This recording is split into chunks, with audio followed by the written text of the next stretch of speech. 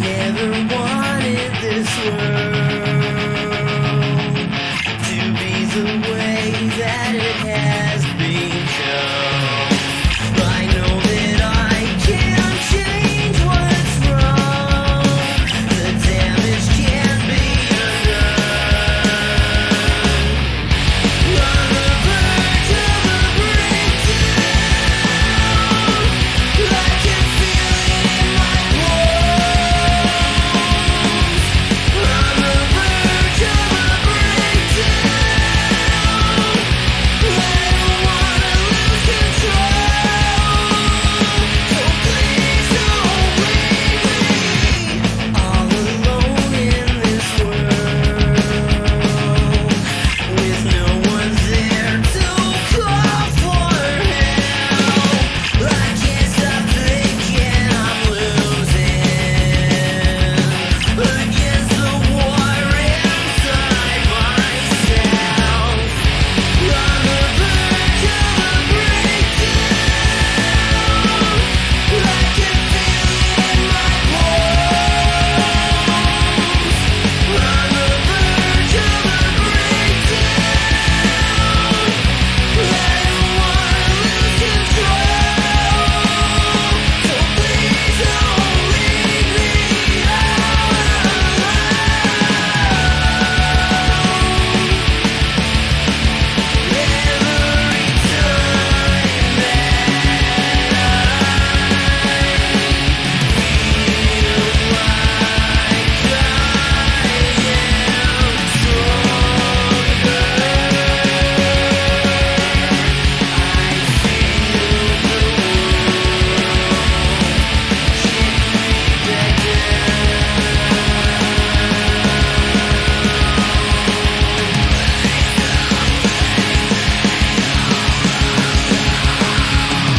I never wanted this world to be the way that it has become. I know that I can't change what's wrong. The damage can't be undone. On the verge of a breakdown, I can feel it in my bones. On the verge of a breakdown, I don't wanna lose control. So please don't leave me all alone.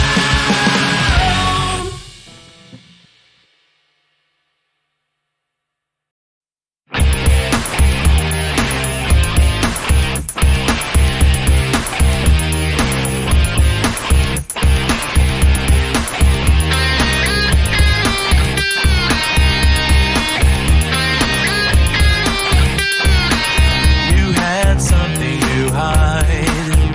Should have hidden it, shouldn't you? Now you're not satisfied with what you're being put through.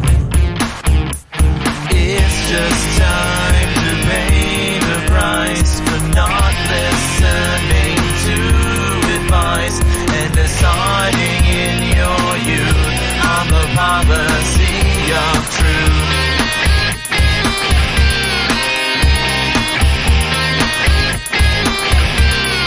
Never again is what you swore the time before.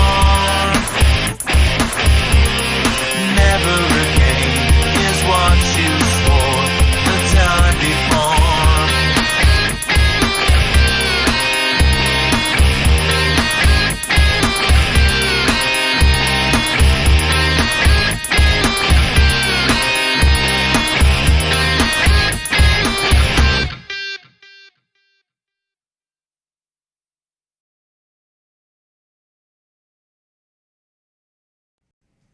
Warning: this podcast features adult subject matter, adult language, and things not meant for children to hear.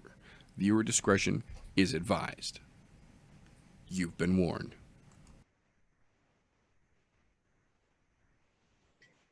We could be We may be. It looks like we are live, ladies and gentlemen, here on the I'm No Joe YouTube channel. Welcome, ladies and gentlemen, boys and girls, children of all ages, to the latest episode of the I'm No Joe podcast, the show where every armchair quarterback can feel like an Eddie Bravo.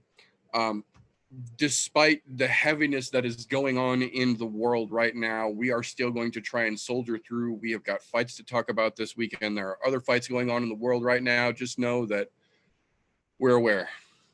The world is paying attention. We're watching. So thank you, ladies and gentlemen, for tuning in, despite the craziness of the global situation right now, to the I'm No Joe podcast. As is the case, like most weeks, we have got several fine gentlemen here to talk some shit and break down this weekend's fights with me. Before we get into that, as has been told to me by folks much smarter than myself time and time again, before we spiel out, tell folks how to get more of what we do. If you enjoy what we do here at the I'm No Joe podcast, you can catch us on all social media. Facebook at I'm No Joe, just not till tomorrow. Instagram at I'm No Joe, here on YouTube at I'm No Joe. And if understandably these Instagram influencer level faces are just too damn distracting for you, fret not, mon ami, we have got you covered there as well. The all audio version of the podcast is available for your podcast consumption platform of choice through anchor.fm/I'm No Joe. And if you are gracious enough to try and support what we do around here, patreon.com/I'm No Joe. It helps what we do, and it gives you access to behind-the-scenes clips, unaired things, and even some unairable things, but you got to be there to find out what's good. So that being said, we have got a couple of folks here. Could get interesting when we get into it. First and foremost, the challenger, once again, for reigning interim new guy, started from the bottom. Now he's back at the bottom, so he's technically starting again. How you doing, RJ? Good to see you back, buddy. Yeah, doing pretty good. I've had a not so great last week, so been a rough fucking last 7 days. I hear you, brother. But doing pretty good, man. Doing pretty good. Glad to be back. I was waiting for the post for live notification yesterday, but I didn't get one, so I don't know if y'all did one or not. So, No, we luckily, with all the craziness going on in the real world, the fight world actually didn't have a terrible lot of news breakdown this week. Well, with the exception of this afternoon. So we're just gonna go real quick over that this evening before we dive into our meat and taters. Gotcha, man. Glad to have you back, brother. Good to be back, man.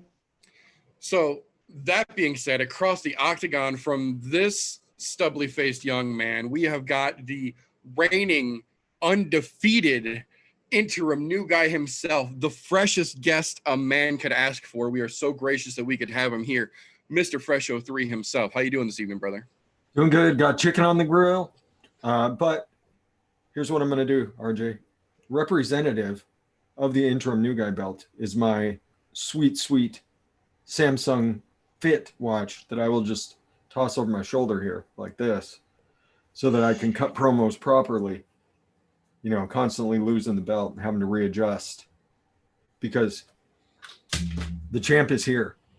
My guy, you look like a robot fighting champion. Dropped it again. Hold on a sec. Let me get that back. You up look there like you can see it properly, RJ. So you can see that. So you can see that representative imaginary belt. The interim look like guy Saga, belt. the robot fighting champion. That's right. If you don't know what that is, just YouTube Saga robot fighting. He literally has watches for title belts. There we go. But yeah, that's right, folks. The champ is here. I think I actually got most of my picks right last week too. I was pretty freaking proud of myself. Yeah, you did pretty damn good last week. That's for sure. Yeah. So let's see if we can continue this or if I can get back to my losing ways. You never know. This weekend could be real fucking crazy. And then, as is the case more often than not, across the octagon from myself, my Wednesday night homeboy, my combat shit talking compatriot, the one and only Golf T Vapes himself. How you doing, TJ? Fucking excellent. I'm ready for this weekend to go because, man, there's some fucking straight gnarliness going on. Oh, I'm And telling you. I don't know which one I'm more excited for, the co-main or the main. I know. We've got this. And to be quite honest, I think I might be more excited about the co-main event than I am the main event, strangely enough, as that may sound. I get it. I get it. Like this, when we get into it here in a little bit, folks are going to understand. Like, wow. Like There's fireworks to be had all around this weekend, and yeah. As much as I hate to say welcome back, Fight Island, let me say welcome back, Fight Island, with some big fucking bang. No shit. I will give them that. They are bringing us back to Abu Dhabi, and they are rolling out the fucking red carpet. As to their credit, they generally do when we go to Abu Dhabi. They don't fuck around over there. I'll give them that.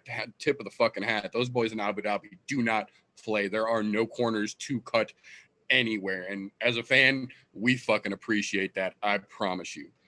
So that being said, let's jump into a little old school appetizer before we get to our full main course here. A little bit of news and recent events here. Now, like I said just a minute ago, we actually had a really, really slow news week in the world of MMA, with the exception of this afternoon. Literally, in the last 3 hours, there was a small splattering of very interesting news, but we'll get to that part in just a minute. We've got a couple of things here that I want to get to before we get to the recent announcement stuff. Excuse me. The first one I want to talk about here, like I said, all the time, and I will always say all the time, it's one of those things you just have to get used to. I try to give credit where credit is due, regardless of how I feel about a person in the fighting world. And we had an announcement Monday that UFC fighter Stevie Ray has announced that he is officially going to retire. He went 7-4 in the UFC, 32-13 as a pro, and his last fight out, he beat Michael Johnson. So he's going out on a win. He's retiring on his terms, and he's going out with a winning record, intelligently, to move about on his life. And that's exactly what we say we want to see fighters do. Don't go out punch drunk. Don't go out because you're fucking broke and nobody will fight you anymore. Do it on your terms and have the rest of your life. So hat nod to Mr. Stevie Ray. You will be missed, sir. He was an entertaining motherfucker, regardless of how you thought about his fighting style. He was never boring. I will give him that. But Mr. Stevie Ray has officially hung up the gloves. Speaking of somebody who we don't exactly, like I said, we don't want to see guys go out on bad terms. We always enjoy as a fan to see you go out on your terms, like Mr. Stevie Ray did. But we did find out Tuesday that's not going to be in the cards, so to speak, for the magician. Abracadabra, bitch. John Dodson got cut from the UFC. I do expect to see either a PFL or a ONE FC contract for him very shortly. I don't think he's going to go to Bellator just because there's just not a whole lot for him realistically there. ONE would give him a great opportunity, plus he could get to chase Mighty Mouse again. I don't really think he's going to go to BKFC, but PFL in the smaller division, that's $1 million a fucking season, and he might not be the best in the UFC, but I bet you $1 million John Dodson could hold his own over in the fucking PFL in the little guy side of things. So might not be the end of him, just the end of his UFC career. So again, little hat tip to the magician here. Presto changeo, bitch. You ain't UFC no more. Yeah, I think we all kind of expected that, didn't we? Yeah, it's one of those things like this. That's literally what we've been saying was coming almost every time we've seen Dodson go out. And I'm pretty sure if you go back and look in the video where we talked about that fight, we all kind of said, like, this is really fucking shit or get off the pot moment for Dodson. Yeah, and you need to pull out the performance of a lifetime on this one, because the odds are not in your favor. No, they were not friendly to him, to say the least. So Dodson is off. I'm fairly confident he will still land somewhere. He very much still has a little fight left in him, just clearly not in the UFC's terms. Speaking of folks who apparently have a little fight left in them, just not in the UFC terms, we got some very interesting news this weekend about a former UFC champion now taking his next stride in his combat career, I guess would be the best way to phrase that. The man, the myth, the legend himself, Mr. Frank Mir, is coming back to the combat sports world, just not the way any of us really kind of expected to see him. The man known for his grappling and his jiu-jitsu and his technique is officially signed with the BKFC, Bare Knuckle Fighting Championship. So, I mean, fair play where fair play is required. He is still a very large, very fit man for his age. That being said, outside of some other former UFC, Bellator, Pride-esque guys that they've got beef with from back in the day, I really don't see a whole lot in the future for Frank Mir. To be fair, I don't see a whole lot in the future of BKFC for Paige Van Zandt either, but they say they've got a whole lot for her. They just signed Frank Mir, so I think this might be one of those, like, we'll throw him in a headline event, kind of like they did with Hector Lombard, or, you know, like they do with some other former MMA and big shots, as it were. But interesting news. He's a big dude. Yeah, that's what I'm saying. He's still large and in charge. He's always had some power. Yeah. So interesting to see. I'm curious to see how they're it's going to just fare. padding the roster. It's Which, to be lately honest, with their acquisitions, kind of looks like they might be. and that's okay, because you know what? The more people you have on the roster, the more often you can hold events. That's right, and the larger Especially your when you events have can big be. names like that, that gives you somebody to headline, even if they're not the greatest boxer. But guess what? We've got the name, and people know who it is, so they'll come and watch. Bet your ass, because I'll watch. I mean, I'm not going to go out of my way and host a whole fucking party at my house, but I will absolutely be glued in, as I know most of you guys will be. We'll see. We will see. Speaking of we will see, ironically enough, we got confirmation Monday morning. It is officially official now. Rumble Johnson is confirmed back in the USADA pool, expected to make his debut in early January at light heavyweight. A little odd considering that when we saw him working with the BKFC as security and not in the UFC anymore, he ballooned the fuck up. That gentleman was a swole, as the kids say. He got fucking big. And when he said he was thinking about coming back to the UFC, he said himself he was thinking about coming back, but as a heavyweight, because he liked how he felt not having to cut down and being able to be big and fucking yoked. And then this thing happened. This guy from light heavyweight decided he was going to go up to heavyweight because he liked the way that he felt not having to cut. And then it's the damnedest thing.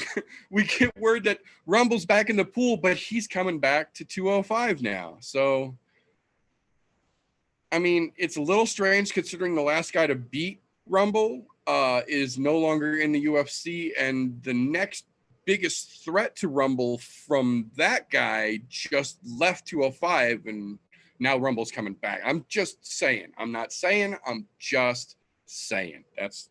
Just wanted to let you folks know he's back officially in the pool, confirmed by USADA. They are expecting to have something booked now that he is in the pool for first of the year 2021. So Rumble's back, baby. One way or another. Rumble's back. Last minute, oh shit news. The first time this has happened, and I'm very curious to see how it gets handled in its entirety. We have had someone pop up for a Backstreet Boys reunion ticket in Abu Dhabi in the bubble. This is the first time anyone has ever made it into the bubble and tested positive. There have been several other people who have had themselves a ticket, but all have either been caught at their point of origin or at their quarantine before getting to Abu Dhabi. We have not officially had one until now. And unfortunately, it was one of Caitlin Vieira's cornermen. He got himself a ticket in the quarantine that they go to in the 48 hours when they land in Abu Dhabi. So he was immediately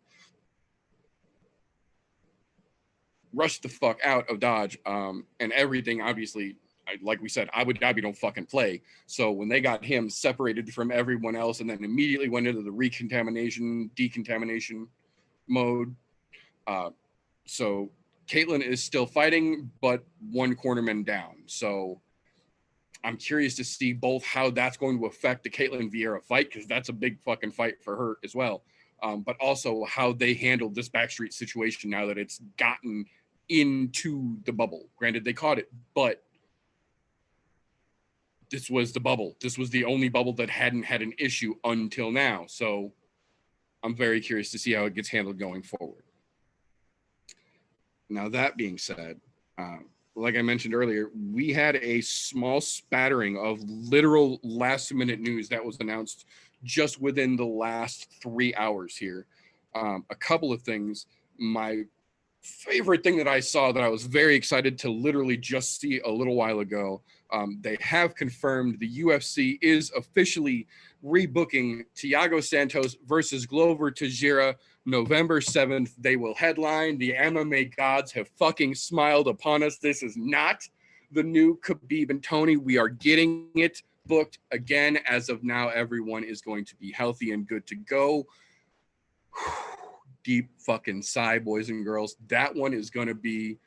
I get that Dana's been saying it over and over that AdesanyaVsCosta is going to be fight of the year. I'm telling you right fucking now, healthy Thiago Santos, healthy Glover Teixeira is fight of the fucking year contender. I'm calling it right now.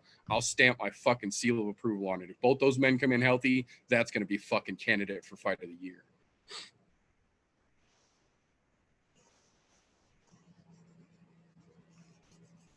There we go.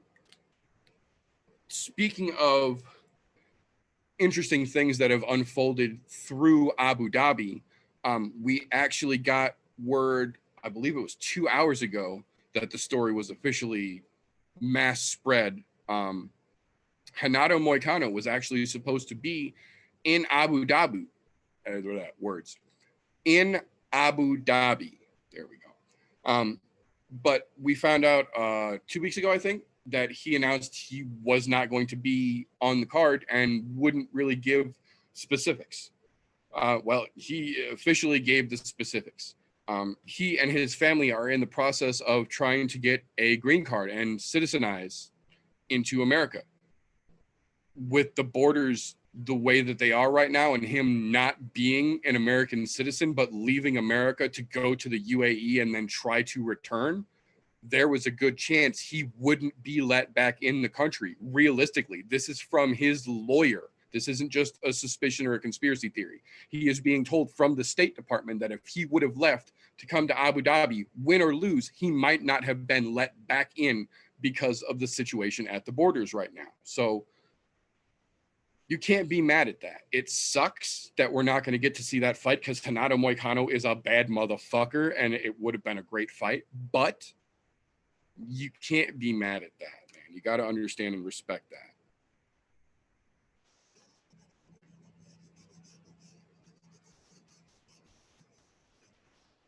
There we go. So the other things that they announced this afternoon are a couple of fights, a couple of real fucking interesting fights that were literally just announced in the last couple of hours. The first one is the furthest one out, December 5th. They're calling it right now the co-main event, depending on how everything looks out. Cody Stamann versus Merab Dvalishvili. That's going to be a very interesting fucking wrestling and grappling battle. I'm very excited for that one. That it feels like it's been too long since we heard a little bald, angry man in the corner yelling, "Yes, Merab! Let's go, Merab!" That's right. That's right. That's a great matchup, I think. I'm fucking in for it, man. That's pretty interesting. Right? Interesting. So The next one that they announced, again, as of right now, it's booked as the co-main event for the October 17th card here in just a couple of weeks. Volkan Ozdemir versus Nikita Krylov. Another, oh shit, kind of very interesting matchup that I think a lot of folks maybe not necessarily anticipated, but you know what? I'm fucking in for it, man. I think that's going to be a very interesting stylistic matchup.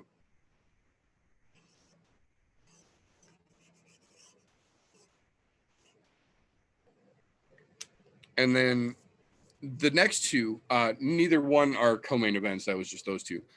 But both of them are very interesting. Maybe not so much for the rankings, but for us fans of the UFC and of the fight world, these two announcements might be the two most interesting that we have seen in a hot fucking minute.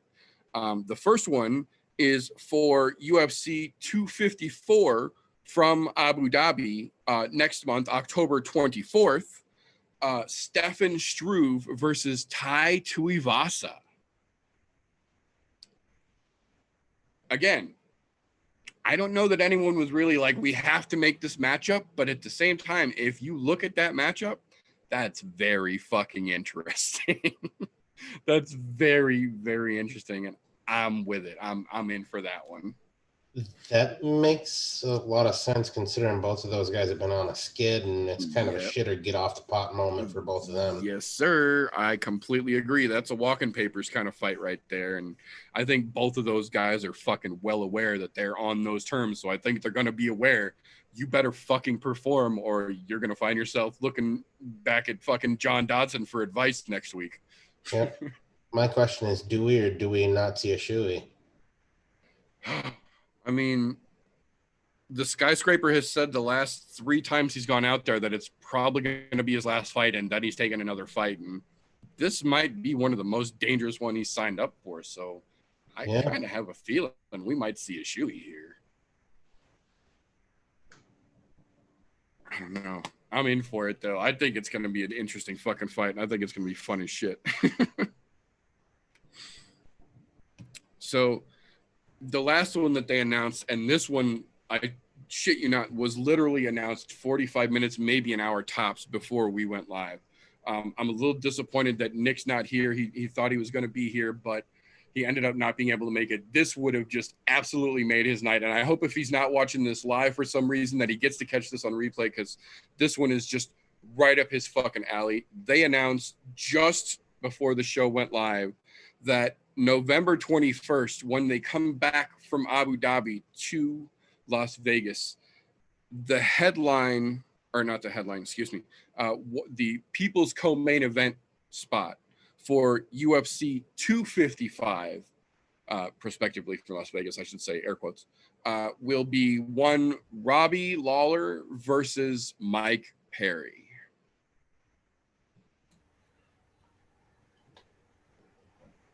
Very similar to that Stefan Struve Tai Tuivasa fight, I feel like.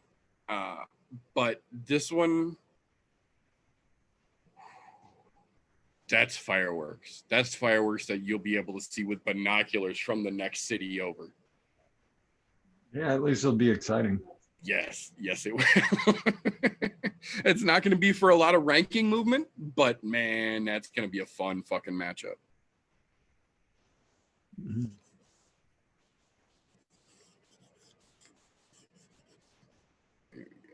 Okay. So now, as I mentioned in the description here, I do want to take a brief moment here and talk about Bellator. They do have an event this weekend. I try and give as much equal coverage as I can here. Bellator is also on Saturday night, as well as the UFC 253, as well as Showtime Boxing with a very meh card. Not to give Dana any fucking ammunition to stroke his bald ass ego like he fucking needs it, but he is 100% correct in the statement that he made this week that his daughter's private Instagram feeds are going to get more views than this weekend's Showtime Boxing event, and absolutely more than this Bellator event is going to get. That being said, credit where credit is due.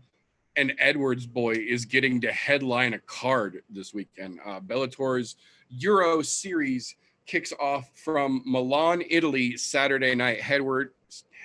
Headlined by Fabian Edwards versus VsVanSteenis. Yeah, VsVanSteenis. That's right. Big names. I'm telling you, I say sarcastically, staring deadpan into the camera. Big names. But as I say, to be fair, finally an Edwards brother is getting some recognition. Like we've mentioned before, I feel that Fabian is the more talented of the two Edwards brothers, kind of like I feel Sergio is the more talented of the Pettis brothers. In this situation, this is actually going to be beneficial because Fabian is getting to headline this card in Milan, Italy, while Bellator is putting on events still successfully. So credit where credit's due again. But I think this is going to be one of those situations where the more well-rounded brother with the better talent is going to get himself a big victory here. I think the fight's going to be very dominantly Edwards. I think VsVanSteenis is going to put up a hell of a match, but I think Fabian Edwards is legitimately well-rounded enough and more so than VsVanSteenis that it's going to be a bit of an insult to be the main event.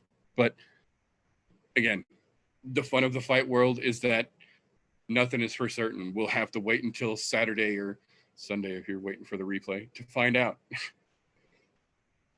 That being said, that will bring us into our actual meat and potatoes of the evening here. The main event, if you will, the namesake for the episode, the reason for the season, as it were, UFC 253, the return to Abu Dhabi, hashtag not my fight island.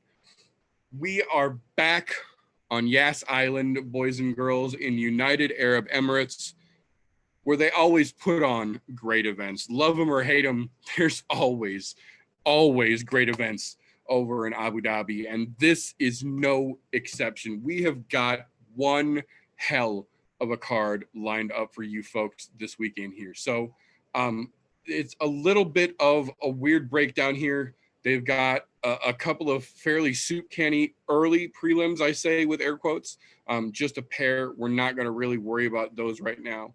We are going to go directly to the prelims themselves, where we see the majority of the debut for UFC 253. Despite this event being in Abu Dhabi, this is, for all intent and purposes, a showcase for city kickboxing, boys and girls.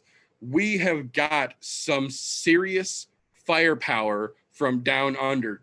City kickboxing being the predominant one, but we got a couple of Aussies, oi, ready to do some fucking work as well. We might be in the middle of the Middle East, but down under is being represented at UFC 253.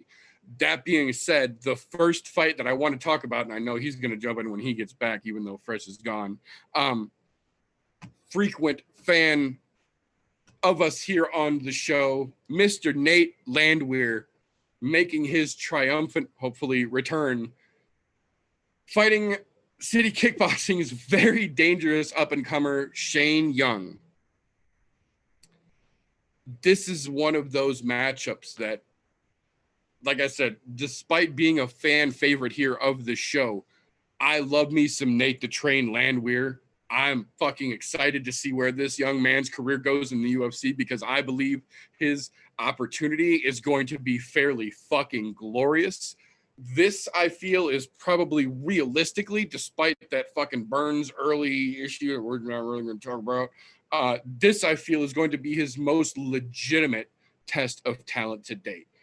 Shane Young, while he is very ironically young, he also trains with fucking killers. He is one of those knives that is in a drawer of fucking chef caliber sharp knives, and steel sharpens steel. These boys don't give each other light work. If you think they do, you've never trained with friends. I guarantee you these boys are pushing each other, and I think Shane Young is going to come out and present Nate Landwehr with possibly his best talent and stylistic challenge to date. But having faith in the man that I do, liking what he does and how he does it. I think the train has got enough to get it done. I think it's going to be a close fight, and I think this one realistically is going to go to decision because I think these boys are just going to be such a good fucking match for each other. But I think Landwehr has enough to take it. I think he gets it done on the scorecards, but I think it takes the whole damn fight to get us to a decision.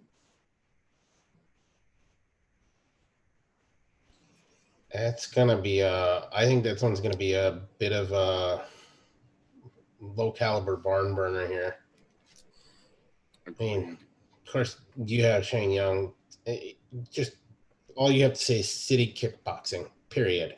Yes, sir. Just look at the name of the fighters that are on the card from city kickboxing this week. He trains with all of those motherfuckers. He gets his ass beat in the gym by those motherfuckers, gives out his licks in the gym to those motherfuckers. It's for him, you're going to get better. You have to get better with that kind of killers in your gym. Oh, yeah. There's no, because if you don't, you ain't going to be in that gym very long. And Nate, he did have a weird off-put start, but hey, you know what? That happens. That whole coming under the bright lights for the first time in the UFC, I get it. And he recovered. It happens. Then he goes on, just a fucking war with Darren Elkins. That fight, for those of you who missed that one, y'all should go back and watch it. That was a fucking thing of beauty between those two. They literally just beat the brakes off of each other. Gets the W there. Oh, Shane Young, he's on a 2-fight win streak in the UFC. However, the only loss that's on his record current title holder, which is Alexander Volkanovski.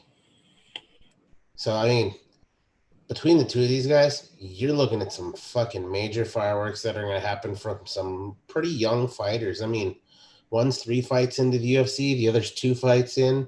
You're looking at fucking just beautiful fireworks coming forward here. And after that, Darren Elkins fight, I have to think Nate's going to be able to weather the storm of city kickboxing and actually take the W here. Because, I mean, we've seen the war that he's been in, and he didn't come out clean, but he came out. He came out smiling, though. That's it. So on this one, I will say I do think it's going to go to decision. I don't know that this is going to be the same kind of war as it was with Elkins. I think he may have learned a thing or two from that, but I still think you're going to see some good fireworks here. But I think Nate takes it, albeit by a slim margin. I think he will take it because, I mean, it's still a tough test going against anybody out of city kickboxing, period. Absolutely. Although we do have to wonder, are the judges, because this is basically a city kickboxing expose, are they going to be leaning towards the guys out of city kickboxing like we've seen in the past? I was going to say, that would be a smart-ass comment had we not seen that happen before, yeah. I'm just going to say it, the fucking Paul Felder fight, it was bullshit, but hey, whatever, it is what it is. I'll check my I think agreement Nick in that takes box. this one. So, but it's going to go to decision in my eyes. But I don't think it's going to be the same kind of war that he had with Elkins.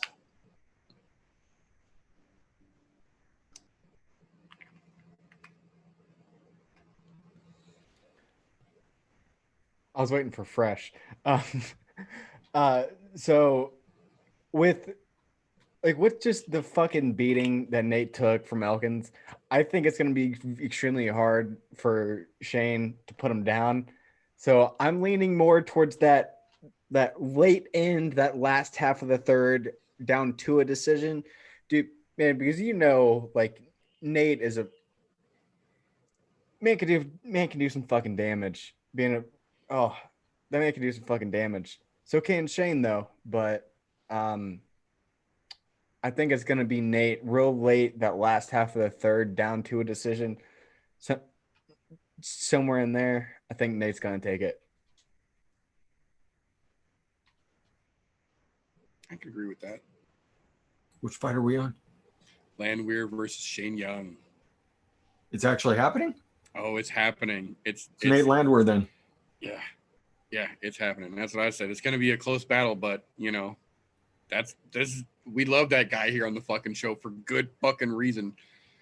It's unanimous. The whole fucking show is pulling for the fucking train here. Yeah. It's gonna be a close fight. It's Landwehr then. Yep. Yeah, I mean Nate That's it. Landwehr is one of the most exciting young dudes that they brought in. So I mean, I know I've got a lot of favoritism just because he entertained me so much, but I've gone back and watched, and that dude he's smart as shit. Yeah, we He's talked a quite really a bit about intelligent this. fighter, and it doesn't take him long to figure somebody out. He's That's quick as a whip. That's the key to his game. Like he figures out what the fighter wants to do and takes it away from him.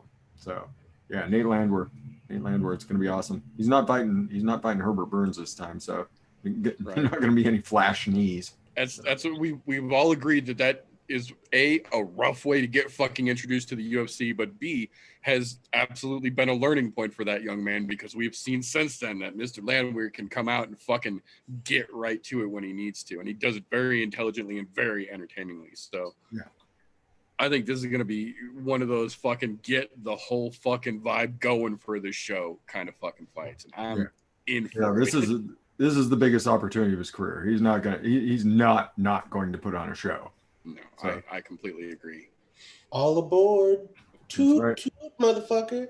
I agree. Motherfucker. I- One of the best fights of the year. One of the best fights of the year so far. Yeah, I think it's going to be fucking spectacular. Here comes someone else on the Nate Landwehr train. See, there you go. See, even the show stealer knows what's up.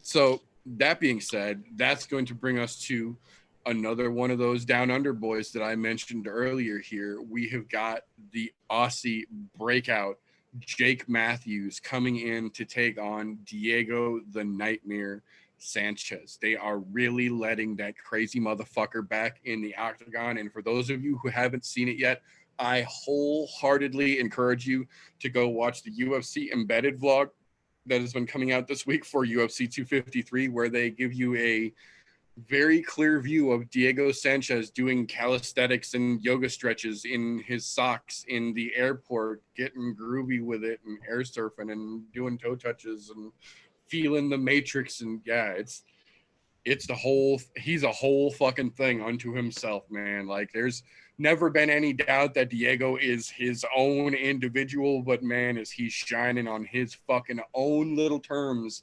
particularly for this event here. The issue is that, as has happened so many times in the past, you want to get excited for the fight. You know it's Diego Sanchez. You know there's a possibility this is going to be fucking awesome, as long as the crazy Diego shows up in the cage. And then he does press. And he says, well, you know, I'm getting close to the end of my career, and I think I want to end it fighting Conor McGregor. You know you still got to fight Jake Matthews on Saturday, right? And you guys don't have numbers. Conor's number 1 or number 2 in 2 divisions. Now he's ranked in 2 divisions. Neither one of you guys even combined have a number. And you still haven't actually fought that fight yet either. Like, let's pump the fucking CTE brakes here a little bit, Diego. Slow your yoga stretching down, buddy. You got a very big match coming up this weekend. Now, like I say, regardless of how you feel about someone, credit where credit is due. Diego Sanchez is a literal UFC Hall of Fame fighter for a reason. If you have not, by this point, seen that fight between Clay Guida and Diego Sanchez, as soon as this show is over, I want you to immediately go look it up, because it is worth every fucking second of your time. There's a reason that fight got put in the fucking Hall of Fame. So we know for a fact there's potential within Diego.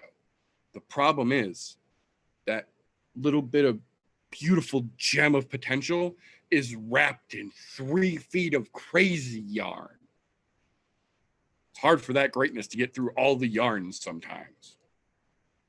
That being said, if Crazy Diego shows up Saturday night, this is a big problem for Jake Matthews. And I like Jake Matthews. I really legitimately do. I think that kid's got a great opportunity ahead of him. But he's still very young into his UFC experience. And Diego Sanchez is very, very crazy. If Crazy Diego shows up in the octagon, I don't know that Jake is really level for that level of fucking insanity. Diego will go full Michael fucking Pereira and front flip at you if he feels the urge. It's crazy what he can and will do. But if we get the Diego that we saw on the microphone talking about how he's stretching for his soul and training for infinity, I think Jake Matthews is putting that goofy motherfucker to bed. It all depends on which Diego we see.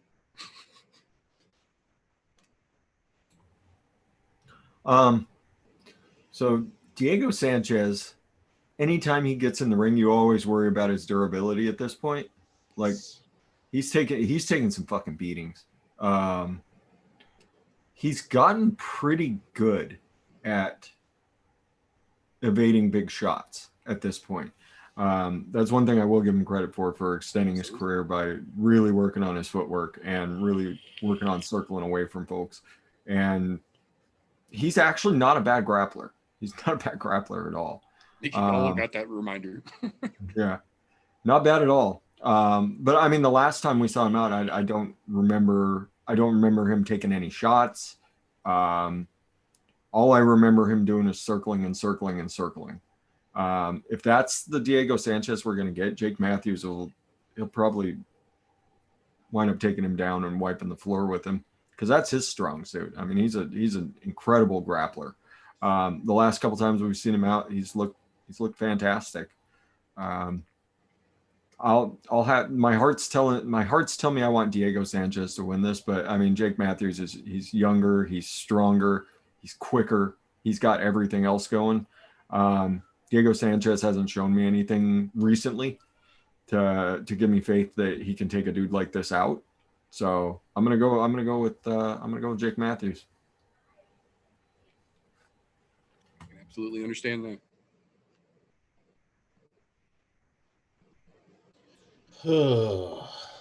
This is kind of a weird thing for me on this, because this is not a fight I expected for them to ever make. Namely, for two reasons. One, Diego Sanchez, as much as I love what he used to do, he doesn't do that anymore. Every once in a while, we'll see the flashes of the old Diego Sanchez, but it seems like in all of his extracurricular activities outside of the octagon, yoga and such, calisthenics, getting in touch with his spiritual side. Look, he seems to have lost that fire. Like it's really gone downhill. Now, looking across from him at Jake Matthews here, every time Jake Matthews gets himself on a run and they put him in front of a name, he trips over his own two goddamn feet. We've seen it a couple times already. I'm tough pressed to call this for either one of them, because now that there's a notable name in front of Jake Matthews, chances are he'll forget to tie his fucking shoes, trip on the way into the fucking octagon, and that'll be the end of it. Diego Sanchez, on the other side, he might just come out with his spiritual side and play with his ball of yarn like he's a cat in the middle of the fucking room, not worried about it, and get knocked the fuck out by possibly an illegal knee. And you're saying, we've seen it once. That's technically how he won his last fight. Illegal fucking knee. Which, hey, W's a W, albeit illegal or not, whatever. It's just such a strange fucking fight to me. Like, it doesn't seem like, I guess the only thing that I can say that makes this not strange is the UFC's letting Diego Sanchez know, hey, you're a doorman. That's it. Doorman. And he really needs to do something if he wants to not get those walking papers. And the fact that he even brought up the idea of fighting Conor it's funny in itself to me. Look, maybe 10 years ago, yeah, I could have seen that 10 years ago when you still had the crazy fire and all that. Not now. Right now, you get knocked out by a shoulder. I mean, that's all there is to it. I guess if I have to pick a winner for this one, I'm gonna go ahead and say I think Jake Matthews is gonna tie his shoes. I think he'll make it in, and he'll get this one out. I don't think we're gonna see the same Diego Sanchez that a lot of us longtime fans have seen. I don't think he's that same guy anymore. The chances of that coming out, I think, are slim to none. However, if it does come out, I'm not gonna be mad. I would love to see that be him every fucking fight still, but I know, just like every other aging fighter, they end up changing over time. And unfortunately, he's always been batshit crazy. I'll say it. Always. I think his batshit crazy has gotten the best of him and hasn't been able to let him physically or mentally know that, hey, it's time for me to lay them down. He should have laid them down like 2 years ago, maybe 3 years ago. As much as I hate to say it, he's well past his prime, and I think he's already in the clubhouse drinking beer. Physically, yes, but mentally, he's still on 12. He's out doing crane kicks on the fucking water hazards on Fucking- 12. Right? Mentally, he's still on 1. Right. Yeah. So, as both of you have clearly addressed Meter and TJ, it went from crazy fire to just purely crazy. Now, saying that, whenever you say I have to get in touch with my soul, that is instantly something is not mentally right with him. We need to be careful for like his safety and others around him, because you're literally paid to punch people in the face, but my soul, I'm gonna do yoga in the airport and Tai Chi. You're clearly not in the best mindset, my guy.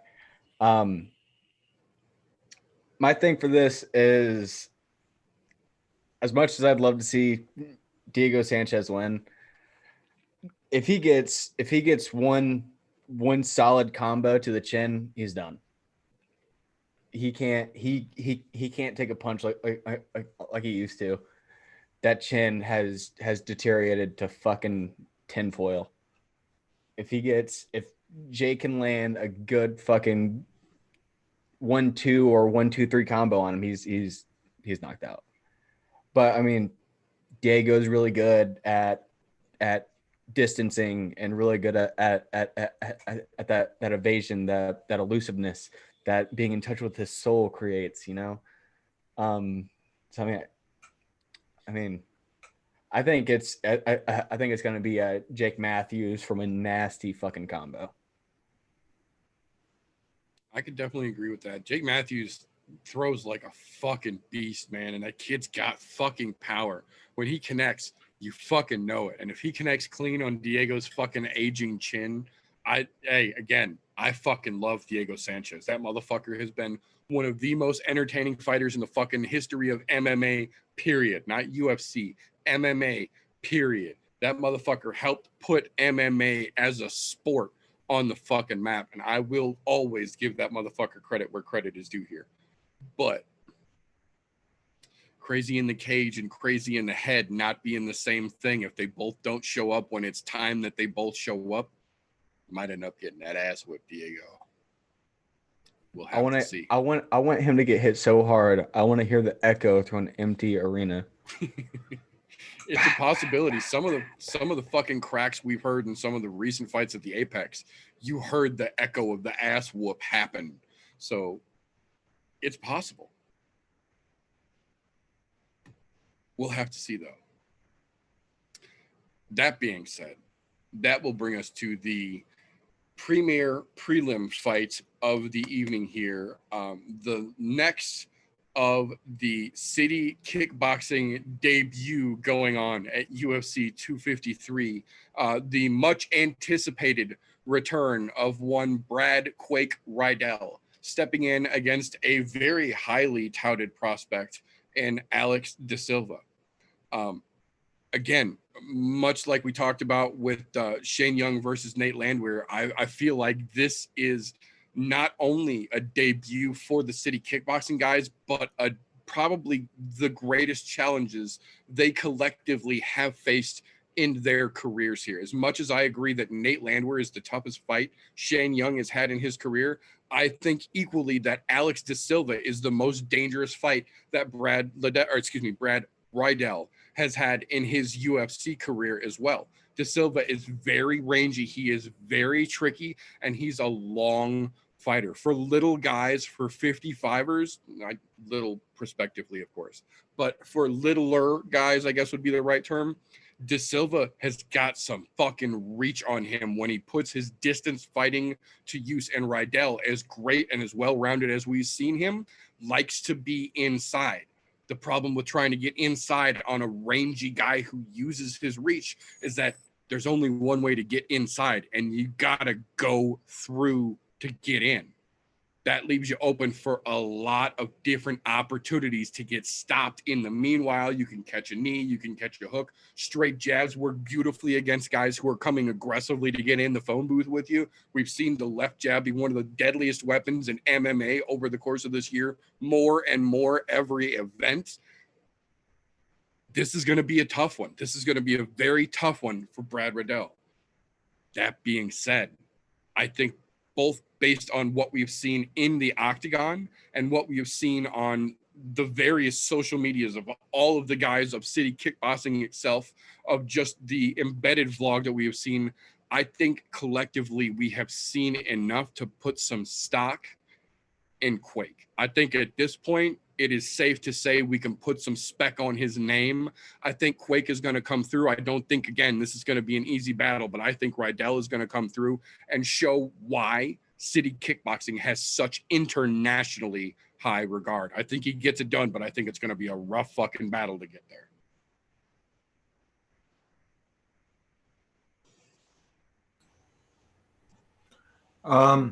I'm inclined to agree. I mean, Quake is that new breed. Like, he can do everything. And everything we've seen out of City Kickboxing is they know what they're doing when they're training their dudes. I agree. I think this is one that could go decision. This could be rough. This could be rough for Quake.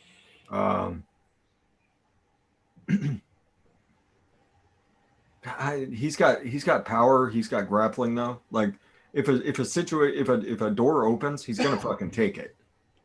He's gonna fucking take it. He is that good. At least as far as we've been able to glean from social media and yeah, well, basically from social media and his one outing. Yeah. So I'll take Quake. I'll take Quake on this one. He's that new breed. He's that new breed coming up. I think it's going to be a lot of fun to watch. I agree though. This could be his toughest fight so far. So we'll see. I think it's going to be interesting either way. Yeah, it's going to be fun. I mean, Quake's a fucking fun fighter to watch. So fuck yes, he is. Fuck yes. Let's see it. I'm actually excited for the placement of this fight. This is the kind of fight you want in your premier prelim. Fuck yeah, it is. Good. Guys that Very are both placement. highly touted as prospects, getting a limelight right now. They're getting that spotlight shined on them right before the main card kicks off. So everybody's eyes are going to be on them because at this point, even some of your casuals are just planning on getting the pay-per-view. They'll be watching this fight as they're ordering their pay-per-view. Yep. So I'm saying for these guys, this is fantastic for the both of them. Alex De Silva, he's only had 2 fights in. Riddell's only had 2 fights in the UFC. Both of them very young. Silva lost one, won one. They're both coming off a win. Riddell won both. I'm inclined to say we're going right back to the knife drawer here. Steel sharpen steel, and telling you, with the honing that he's getting there in City Kickboxing, I think Riddell takes it. However, De Silva did seem tricky his last time out, and that's going to be a puzzle he's going to have to figure out. If De Silva runs a jab the whole time, he'll easily take it. Look, I've been saying it for a long time, not just on here, but even when we're sitting and watching. The jab is the most underutilized strike in all of MMA. Period. It's not used nearly enough because it maintains distance and you're touching. A jab is not meant to knock somebody out. It can, but it's just to keep that distance, and it keeps them thinking, because every time you get touched, you have to realign yourself. You get a little touch, head gets knocked back, you stepped in too soon, bam. And then if he runs a jab the whole time, Silva will win it. But from what we've seen out of him in his first 2 fights, I don't think he will. So I think that's going to give Quake a chance to get inside and do what he likes to do. And keep that inside game and fight in a phone booth, which is going to show a lot of problems for De Silva there. But if I'm going straight off the cuff here, I'm going to say Brad Quake takes it. I think I think he'll get a finish too. I think like mid to late second round. I could see that as well. He's got the fucking power. We've seen for damn sure. He's got the fucking power. I could see him getting a possible finish in the late side. Oh, so with this one, with both of their fighting styles, I'm going on the De Silva side of this. I know I'm going against the grain here. I'm going with on the De Silva side, mostly because if he can play distance properly, if he can use the jab, play the distance game, Brad can't do anything. If he comes inside with a man of his, if he can see Brad coming inside to fight in a phone booth with a man with how long his fucking arms are, he can get some nasty fucking torque in on a hook or an uppercut and do some serious damage. But I'm going with De Silva purely because of the fighting style. The fighting style, that distance game, and let him come in whenever he wants them to come into him. So he's already lining up 4 or 5 moves to do the second you step in. Kind of that the Anderson Silva sort of thing, to where you're okay, I want him to do this, and then I'm doing this, and this. That sort of thing is what I can see in De Silva. I think he's still too young and too green for that, but give it like 2 or 3 years and he'll be at that sort of like fucking future teller, fucking seeing the future shit. I'm going with De Silva. Interesting. There's, like I said, there's absolutely a possibility. Both these guys are hot for a fucking reason right now. I agree completely with TJ here. This is fucking perfect placement on this card. This fight, no matter which way it falls, is going to be fucking spectacular. This is going to be one of the literal showcases of fucking city kickboxing boys here. And it's going to be fucking hard earned if it's won by De Silva. But I absolutely agree. He's got the possibility for it. That being said, that brings us into the meat and potatoes of the meat and potatoes in this meat and potatoes section of the meat and potatoes segment here. We are on the main card, boys and girls. The only bad thing I can say about this entire event is that they are opening the main card with what I feel is one of the worst matches that they have put together all fucking year. To be fair and to clear things up, I fucking love Hakeem Dawodu. I think he is a great fucking fighter. I think he has all the potential in the fucking world. But I think that Voldemort piece of shit they have matched him up with has spent more of his fucking energy worried about climbing over a fence to sucker punch somebody than he ever has about training. And I don't feel that he should fucking be in there. So we're not going to talk about that piece of shit. We're going to skip right the fuck over that fight. And we're going to get into the good part of the main event here. We're going to start with Caitlin Vieira versus Sijira Eubanks. This is the fight that we talked about a little bit earlier here. Caitlin Vieira had one of her cornermen pop out thanks to his Backstreet Boy ticket that showed up in Abu Dhabi, the first time we have ever had a ticket delivered to Abu Dhabi. So I think this is going to be an interesting fight, regardless of the fact that Caitlin Vieira is 7 and Sajira Eubanks is graciously ranked 13. I think Sajira Eubanks shouldn't have a number next to her name. I think she's had more than enough trouble and not enough proving of herself to have a number, period. But even though she does, I still feel that the 13-7 is an honest enough matchup here. I think unless the removal of her corner man has realistically mentally detrimented Caitlin so bad that it rocks her game plan coming into this cage, this is her fight to lose. I think she is more well-rounded. I think she is more technical.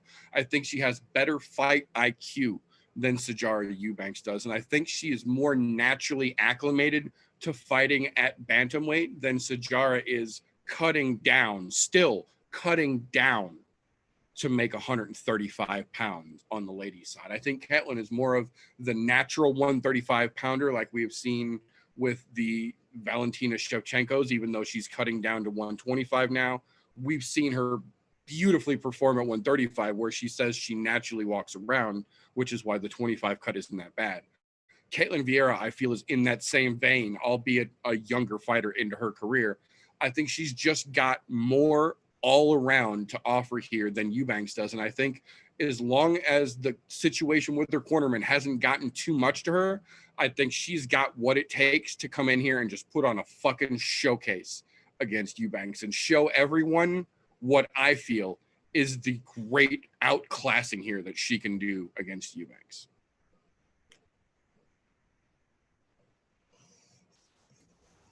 And Sarge just taking this fight on like super short notice. Yes. Like it's been less than 2 weeks. I was just saying, a week and a half. It'll be right at 2 weeks when she gets back in there. And she looked as good as she's ever looked. And I think she'll probably get off to a bit of a hot start. So her puncher's chances there in the first round. After that, Caitlin Vieira is going to smother the shit out of her. She'll certainly outclass her when it gets there. I mean, I like Sarge, and good on her for taking this short fight, Angela Hill style.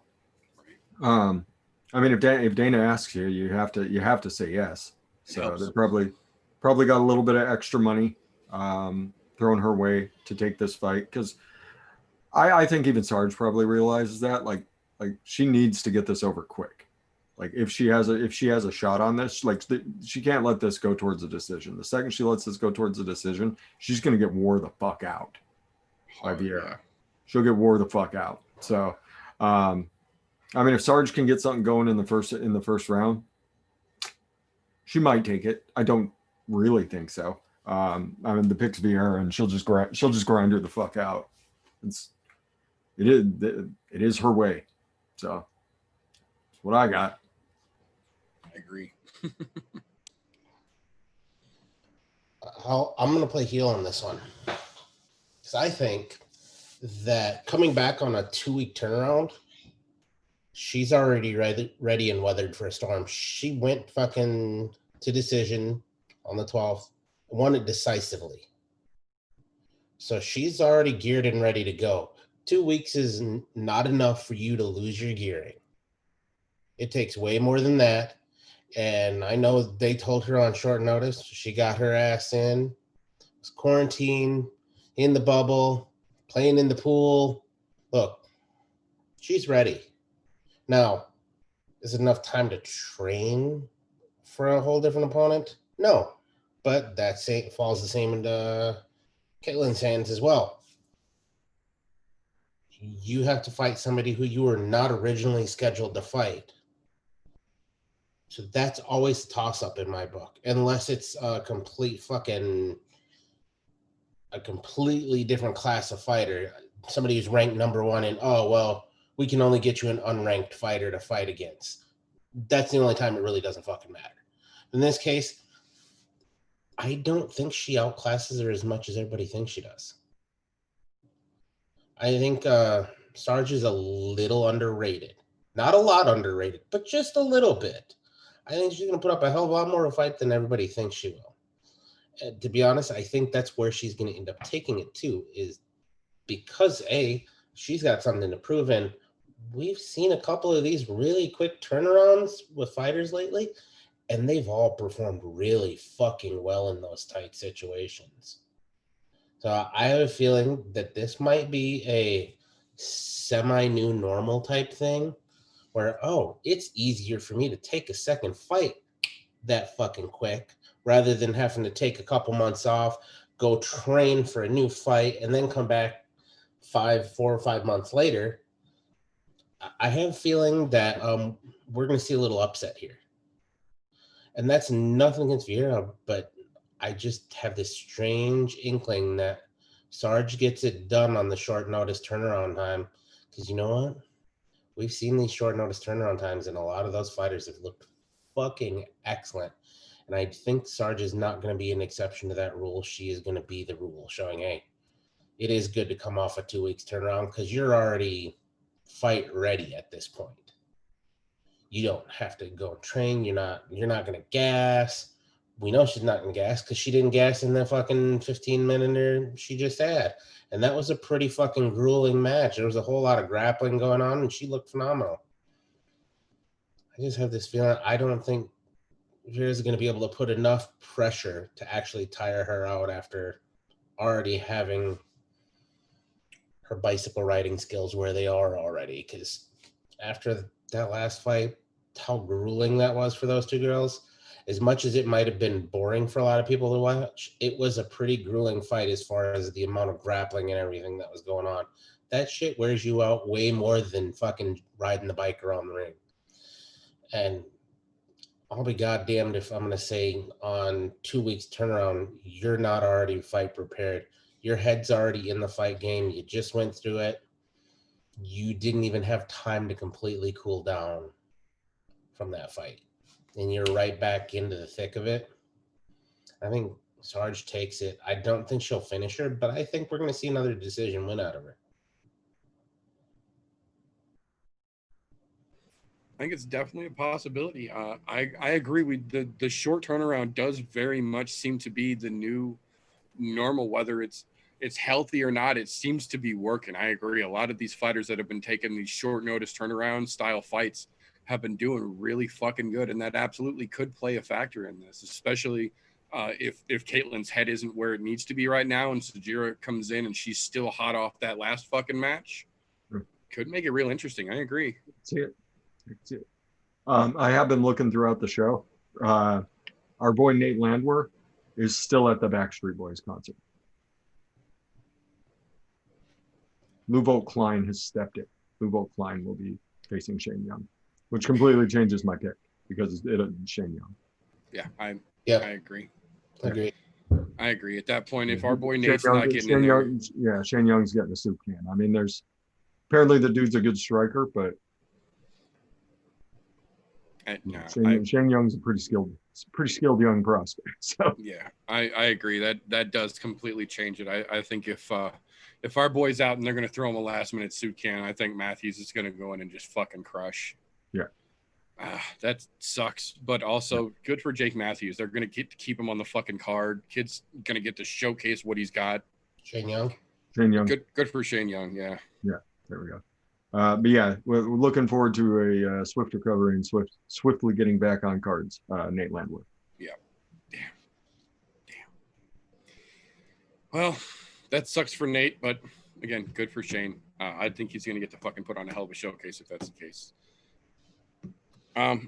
That being said, sadly, we'll move along to the People's co-main event, as it were here. The opener for the co-main, another of the City Kickboxing premier fights for the evening. This one, again, probably the toughest fight that this individual has seen to date here. Kaya Kara France stepping in against Brandon Royval. Man, this one they're not giving these kickboxing boys any fucking easy shots here. They're really not. With the exception of the late last minute notification for fucking Shane Young. And that was, again, last minute. But I think this is going to be one of the toughest fights Kia Kara France has ever had, period. Brandon Royval looked absolutely fucking spectacular pretty much every time we've seen him out there. Kaya Kara France, to his credit, generally looks pretty fucking good all around, but has been showing in his last couple fights that he might have a bit of an ego problem. He really does smell what he sells a little heavy, and it's starting to show where he gets a little too cocky and then he pays for it. Royval is not the fucking one to try that with here.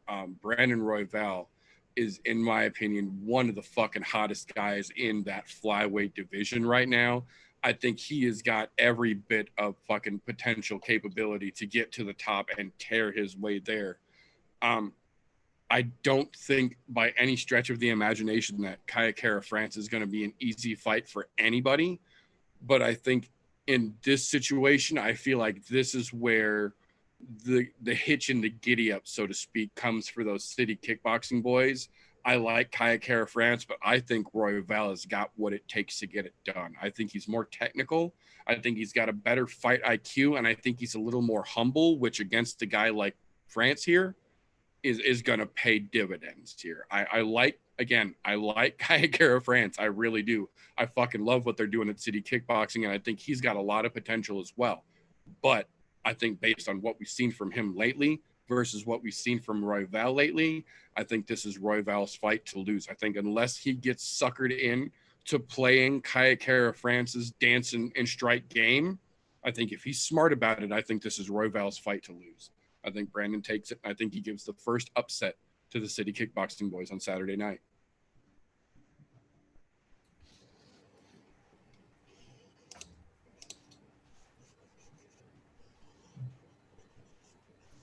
Go ahead, have the little guys. So yeah, Kaya Kara France, he's been knocking fools out and doing what he actually got himself a couple decisions. It looks like he's been riding the decision train for probably the last couple of years, so he hasn't really knocked anybody out in a while. Brandon Royval is not going to, he is not at all the dude you want to go in for a knockout on or try and go to a decision, because the dude is vicious. He's just fucking vicious. Even if you take him down to the ground, he's immediately going to start working on you from the bottom. And he's not a dude you want to try and be on top of either, because he'll trick you into something. He's a really, really, really well-rounded dude who does nothing but look to finish people off. I don't think this is going to get to decision. I agree with Meter. I think if there's going to be an upset, and I don't even know if you could call this an upset. Like dudes are pretty even in the eyes of the world, as far as I can tell. If I had to say that there's one of the City Kickboxing dudes that's going to go down during this particular evening, I would bet Kaya Kara France would be the one, because he's fighting a dude that you do not want to mess with, and he is on his way up, like up. So I'm picking Royval. I think he's a vicious enough dude that Kaya Kara France could horse around for a sec and find himself in a really bad fucking place. So that's what I got. Whew. This is going to be, for me, this is a tight one. I think this is going to be a coin flip. It depends on, in my opinion, what Kaya Kara France shows up. Is it going to be the guy that's too full of himself, or the guy that's been stuck in the bottom of the knife box getting sharpened by everybody else? Right. Look, I get it. You want to have that same mindset as Israel Adesanya. You, sir, are not Israel Adesanya, though. I hate to tell you that. Don't get me wrong. You're coming out of a fantastic fucking gym. Just because you train with him doesn't make you him. That's not how this game works. You have to get to that level on your own. You're not quite there yet. But I guess mix up your own Kool-Aid, drink it yourself, and you end up getting knocked out, which we saw 2 fights ago out of him. But, you know, it is what it is. And you got Brandon Royval on there. That dude, he's been fucking fire lately. And he ain't drinking no Kool-Aid. Because, let's put it this way. How many casual fans know who Royval is right now? None. You know why? Because the UFC is screwing that kid over fucking majorly. They're not giving him any airtime whatsoever. This is going to be his airtime. And look, Kai Kara-France, he's been getting a lot of airtime from the UFC even prior to this fight. Probably for his last 3 or 4 fights in the UFC, he's been getting a lot of press because, oh my God, he fights with Izzy. Oh my God, he fights out of City Kickboxing. That whole team, they're giving a lot of press to. And look, I get it. They're fantastic. That team as a whole is great. But I think the problem lies with the team as a whole is starting to drink the Kool-Aid, which is a problem. You guys want to do something massive, do great things, but lay off the sauce. I think this could be the bigger upset of the City Kickboxing fights. And I think Royval has a very good chance of taking this one and running away with it, which, to be honest, could possibly, and I say possibly, play a factor in the main event because you know Izzy's going to be watching his boys. He does every time. So I think if Kai Kara-France looks like shit, it could play a role in how Izzy does in the fight. I'm not going to say that's for sure, but it's a possibility there. But I think Royval's going to sneak this one through. I think we'll see a decision win out of it on his side of the house. So I'll say on the upset side, I'm going to give it to Brandon Royval.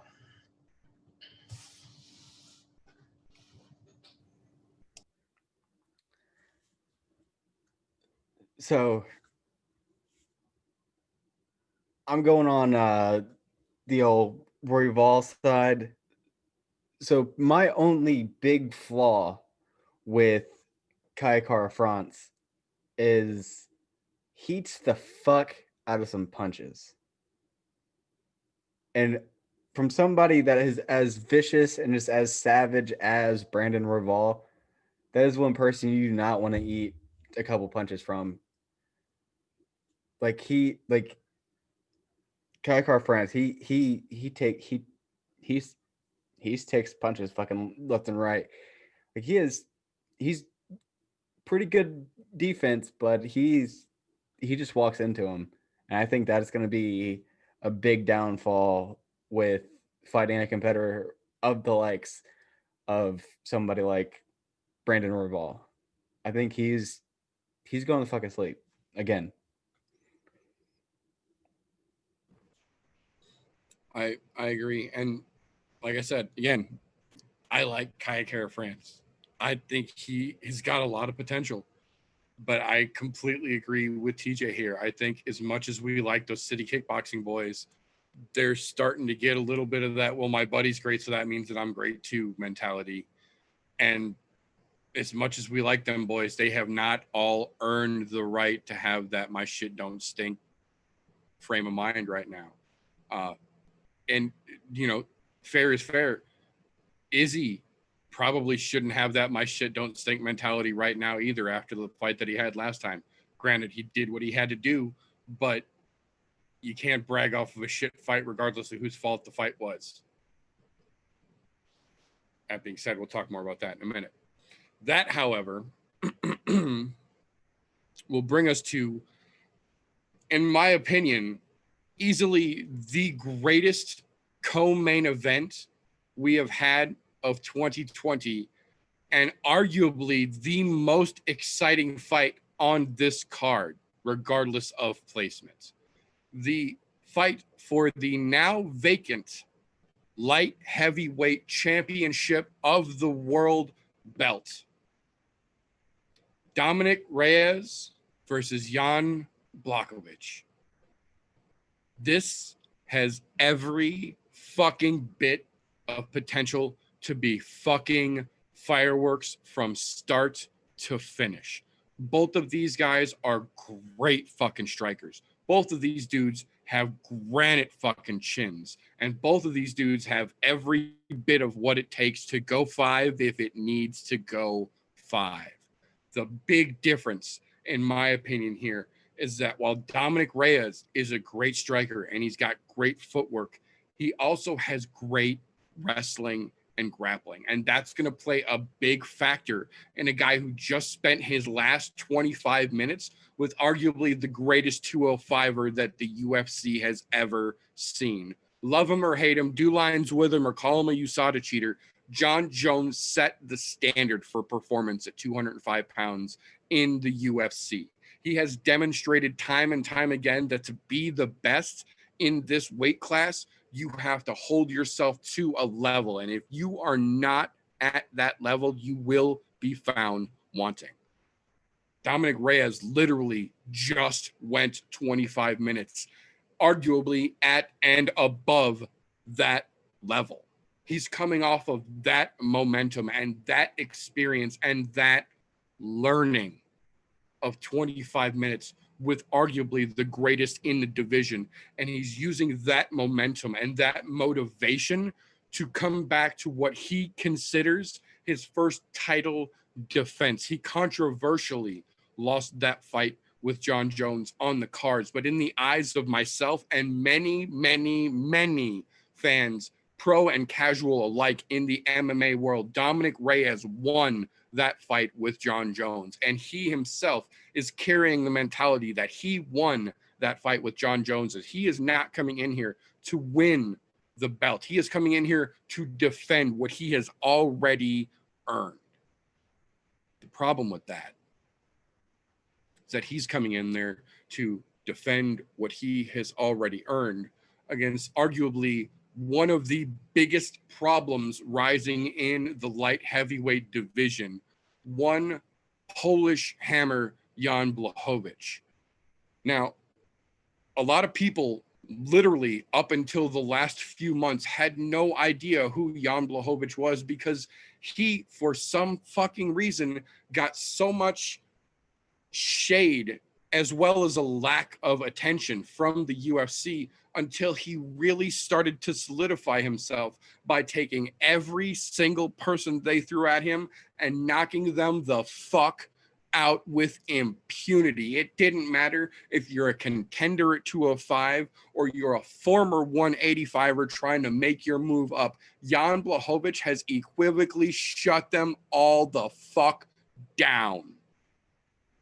And he's ready for his time. His last outing, he ended a man and looked directly at Jon Jones in the audience and said, "You're next. Let's do this." And Jon said, "Looks like you're next." So Jan's mind has already been set on coming to claim his belt since his last outing as well. And when you take those two mentalities, a man that thinks he already has this belt and a man who has been set on coming to claim his belt the entire time, an immovable object means indestructible force. This is going to be fucking fireworks. These are two men who are almost identical when it comes to size, who are almost identical when it comes to power. Both of them have great footwork. Both of them have great evasiveness. Both of them have great in-fight IQ. It all boils down to who can impose their game plan, whose will is strong enough to dominate in this octagon. I don't know. I don't fucking know. As much as I would absolutely love to sit here with a shit-eating cocky grin on my face and say this is Dominic Reyes' solidification of his belt, I can't honestly do that. because there is every bit the same amount of chance, in my opinion, that Jan Blachowicz is going to come out with that he made fun of my feet mentality and put Reyes to fucking sleep before we see a second round. And realistically, it could fucking happen. There is no way to know for sure which one of these guys is going to come through and get the victory or how it's going to be. But there is one thing I can tell you with 100% certainty. This fight's going to be fucking spectacular to watch.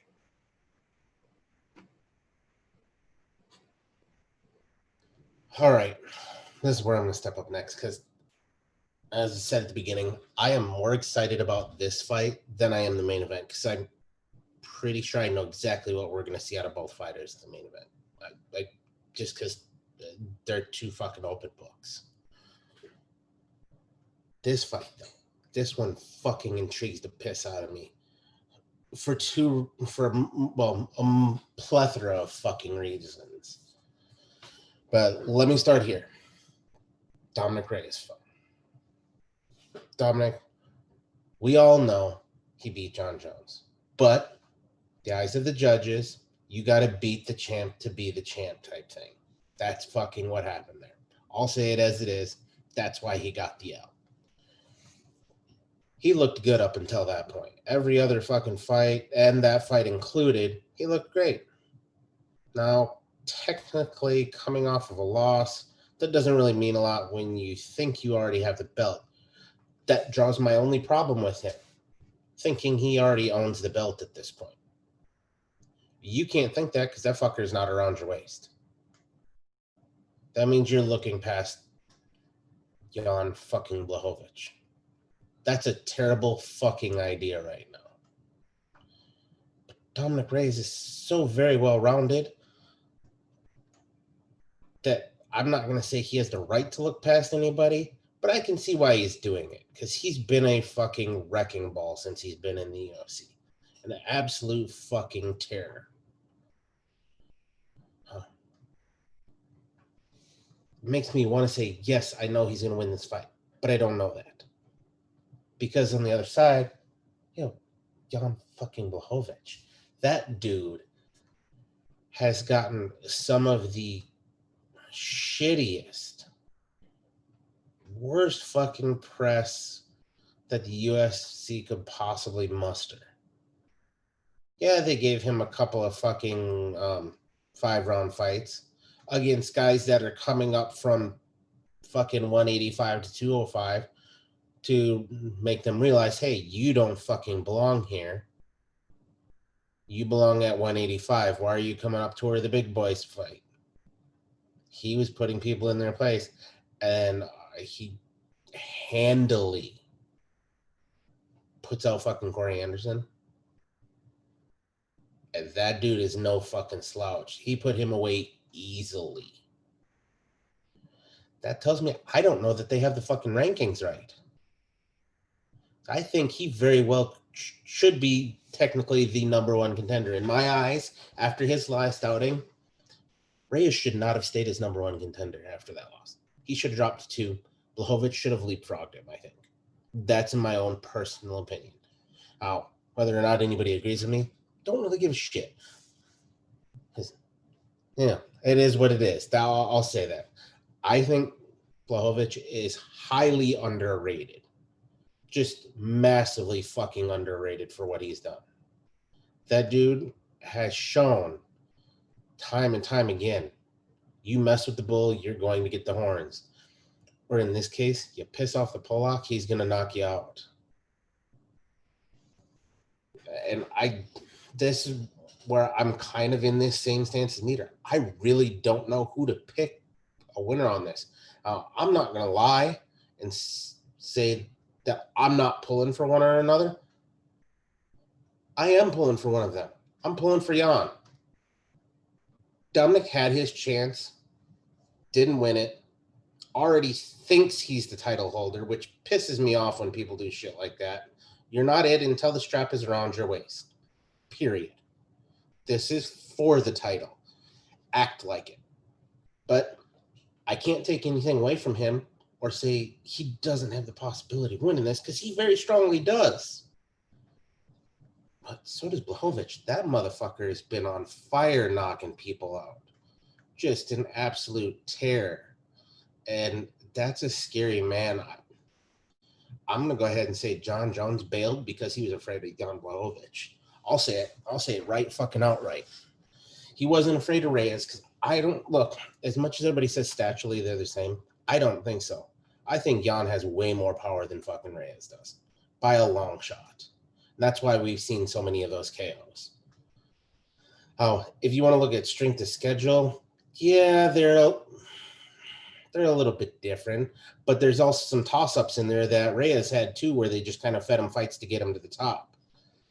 And Jan, they fucked him by, here, have this new 185er. But at the same time, he did what you're supposed to do when that happens, handily put them away. Whereas Reyes had a couple of decisions in there with people he should have easily have just fucking put away. So if I'm leaning here, I'm going to lean towards Blachowicz. However, I'm not going to guarantee that pick. Don't ask me to be your bookie on this fight because I don't know. All I know is we're in for fireworks one way or fucking another with this fight. This is way more exciting because I don't know how this is going to go. I'm not sure how these fighters are going to come out against each other. It's different for the next fight that we have on the docket here. I know exactly what's going to fucking happen, how each fighter is going to go, because that's what they do. These two, though, they kind of change it up. I keep going back to the fucking, you mentioned it earlier, the small feet. Dude, I think that's been his driving motivational force. And man, he's going to show, small feet or not, you can win a fucking title, I think. So I'll make my pick. It's going to be Jan. I'm not 100% on it because I really think Reyes has a good chance at it too. But if I have to lean, I'm just going to go with the guy that I want to win in this more than the other. It's not that I don't like Reyes because I do like Reyes. I like Jan a lot better. The fucking man. He's like a new age Polish experiment. And so for those of you who don't know who the fuck that is, go back in time, look him up. You'll know who I'm talking about. Only a lot better version of Krzysztof Szynski. Man, I agree. And if I'm forced to make a pick based on who I want, I agree with you 100%. I like Dominic Reyes as well, but man, I would love to see Jan Blachowicz make history and be the first Polish male champion in UFC history. That would be pretty cool to see. I absolutely, if I got a pick under my head, I'm rooting more for Jan. Two for Jan. So Jan likes to set everything up with the left jab, just like Meter talks about. The one thing he has going against him is the fact that he likes to set up everything with that left jab. When you're going against someone who's got as much kickboxing experience as Reyes has, like Reyes can keep a better distance than I think a lot of people give him credit for. I agree 100%. He did beat John Jones. John Jones just looked like he wanted to get the fuck out of the cage at the end of that thing. Like he did not want to be there anymore with Dominic Reyes. And it was unfortunate that it went the way that it did. The judges really fucked him over. But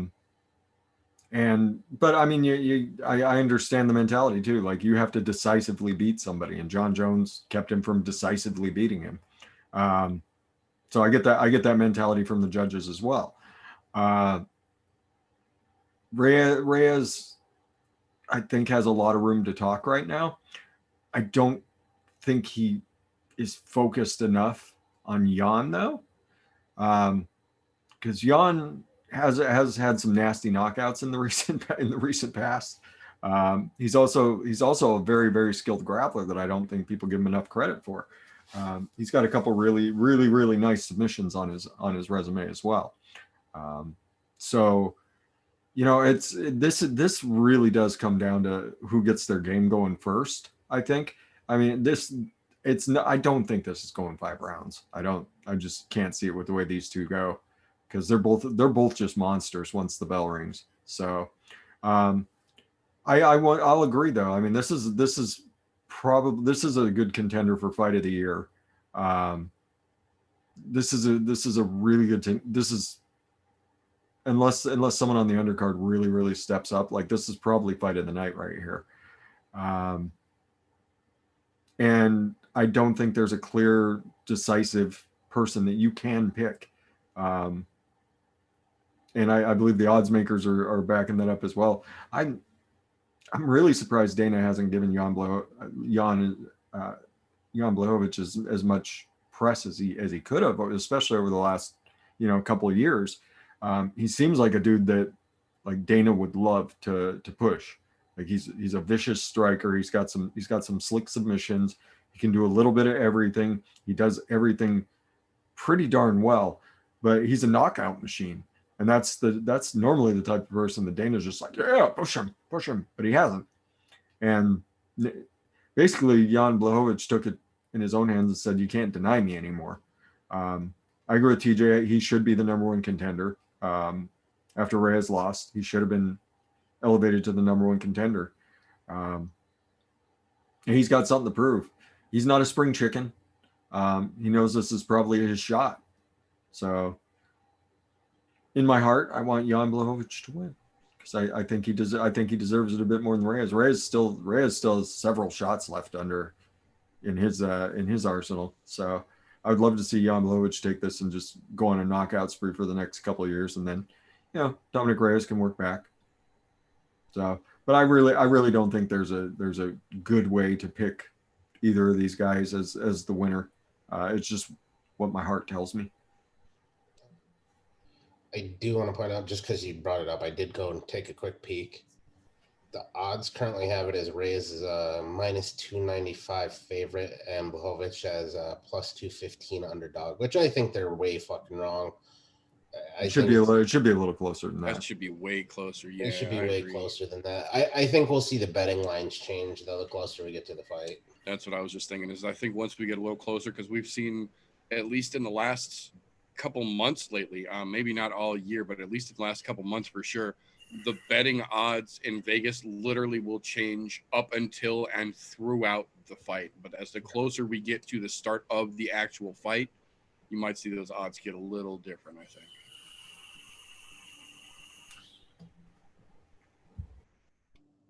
So I'm going to keep this like super short, simple, and sweet because everything has been stated 3 times now. So, so regardless of the whole Dominic Reyes, John Jones fight, that doesn't matter. Everybody knows that Dominic Reyes won that fight, but he got fucked over because decision. So they don't let a fight go to a decision. Reyes is overlooking the fight. I don't like that. That's a dumb fucking move. I like Jan Blachowicz. I like an underdog. I also love the fact that he is angry that he has tiny feet. I love that. I love that he's angry that he has tiny feet. I want Jan Blachowicz to win purely because I fucking like him more than Dominic Reyes. Nobody can fucking pick a winner for this. I like Jan Blachowicz. I also love the fact that he's very like quiet until you really piss him off. Which is another reason, like, it's 100%. That's why Dana White does not push certain people because they're too quiet. It's not entertaining. I don't like that. That's a lot of bullshit. You can get a whole lot more money if you just fucking push fighters that know how to fight. I want Jan to win this mostly because it's always good to have an underdog story. Everybody's overlooking him. He's not a person to overlook. Made it short, sweet, and simple. Boom. I agree. And I also agree. As much as I like Dominic Reyes, he's absolutely overlooking the fact that he's coming to claim the belt, not literally defending it, much as he might like to think it is. And mentality plays a lot, especially going into a title fight like this. So we'll see. But that will bring, fucking hiccups. That will bring us to the main event of the evening, the meat of the meat and potatoes in the meat and potatoes of the meat and potatoes segment that is this meat and potatoes portion of the show. This beautiful 24-ounce tomahawk, perfectly cooked, is being presented on a plate of sand in Abu Dhabi.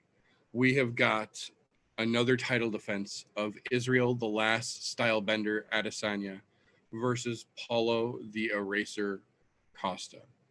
This, for being the main event, I completely agree, is not the most exciting fight on the card. And I find it a little strange that in the past, cards have been dictated by main event and co-main event based on the size of the fighters. The heavier fighters generally headline the event. I feel like that probably would have been the smarter move here, because I think that's going to be the more exciting all-around fight.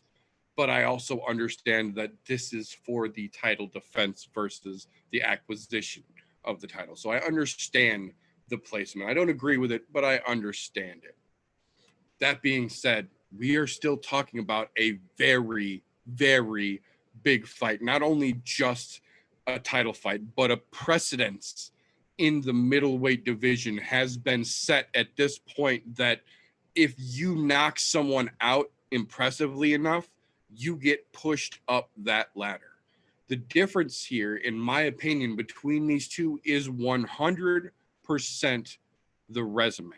Styles be damned. Sizes be damned. I'm talking specifically just about the resume. If you look at every single person they have put in front of Israel Adesanya, increasing from Tavares all the way up, he has handled that level of increase in opposition handily and shown that he is not only capable, but fully able to dispatch any and everyone they have put in front of him, regardless of the style that they bring. And every challenge that has been put in front of him, he has solved in a different fashion. I'm not saying he's knocked everyone out. I'm saying he has solved every challenge that has been put in front of him, up to and including out Anderson Silvaing Anderson fucking Silva.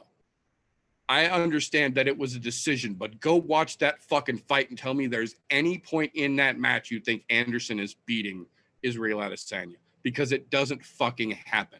From start to finish, Anderson gets his shots in, but Izzy runs the show. At 185, there is one name at the top of the stack, and it is the last stylebender for a fucking reason. The reason I say this is because if you look across the octagon from him,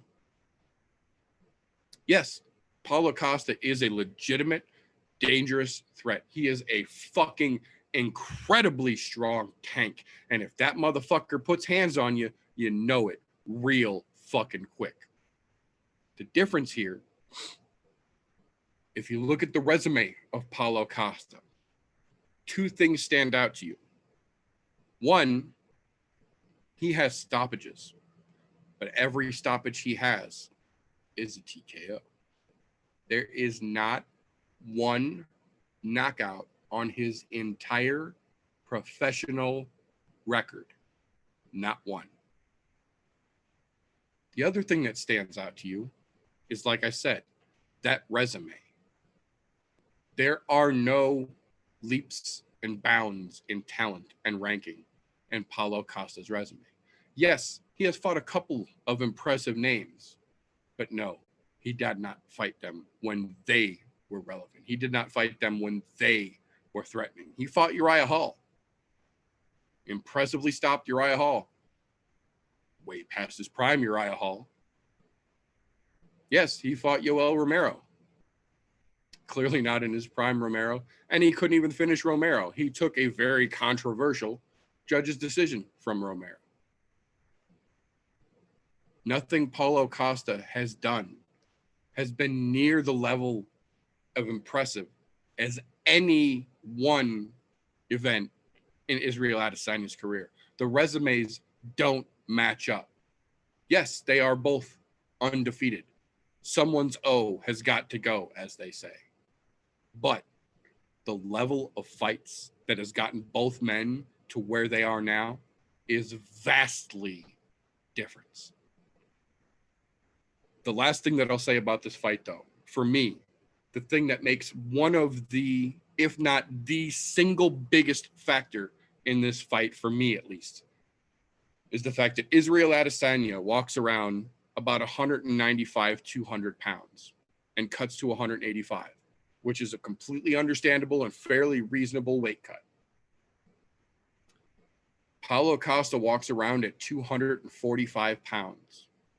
Came into fight week at 227 to cut down to 185. If you look, Paulo Costa does not have a lot of body fat at 240 pounds.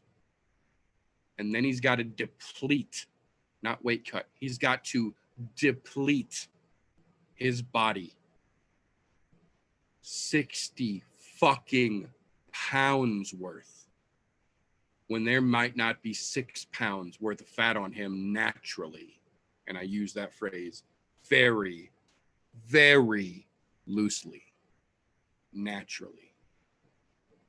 That being said, Paulo Costa at 186 pounds has absolute power. And when that man plants his feet, he can dig damage. The problem is, you're not standing in there against a 42-year-old Yoel Romero or a 41-year-old Uriah Hall or a 43-year-old Johnny Hendricks. You're standing in there against, in his fucking prime, the last stylebender. And though I have no doubt Paulo Costa is going to make this an interesting fight, I also have no doubt that Israel Adesanya is going to knock him the fuck out. I don't think we see a round 4. I think this fight ends before we see the bell at the end of round 3. I think Costa's going to get cocky. I think he's going to push forward. And I think Izzy's going to put him to fucking sleep. And I think then he can go back to Brazil and get the same doctor that wrote him the clearance script for his bicep to get him some CTE treatment. I think Costa comes in, looks real shiny in the beginning, and then shows his true fucking colors. And I think Izzy puts him to fucking bed. Hashtag and still.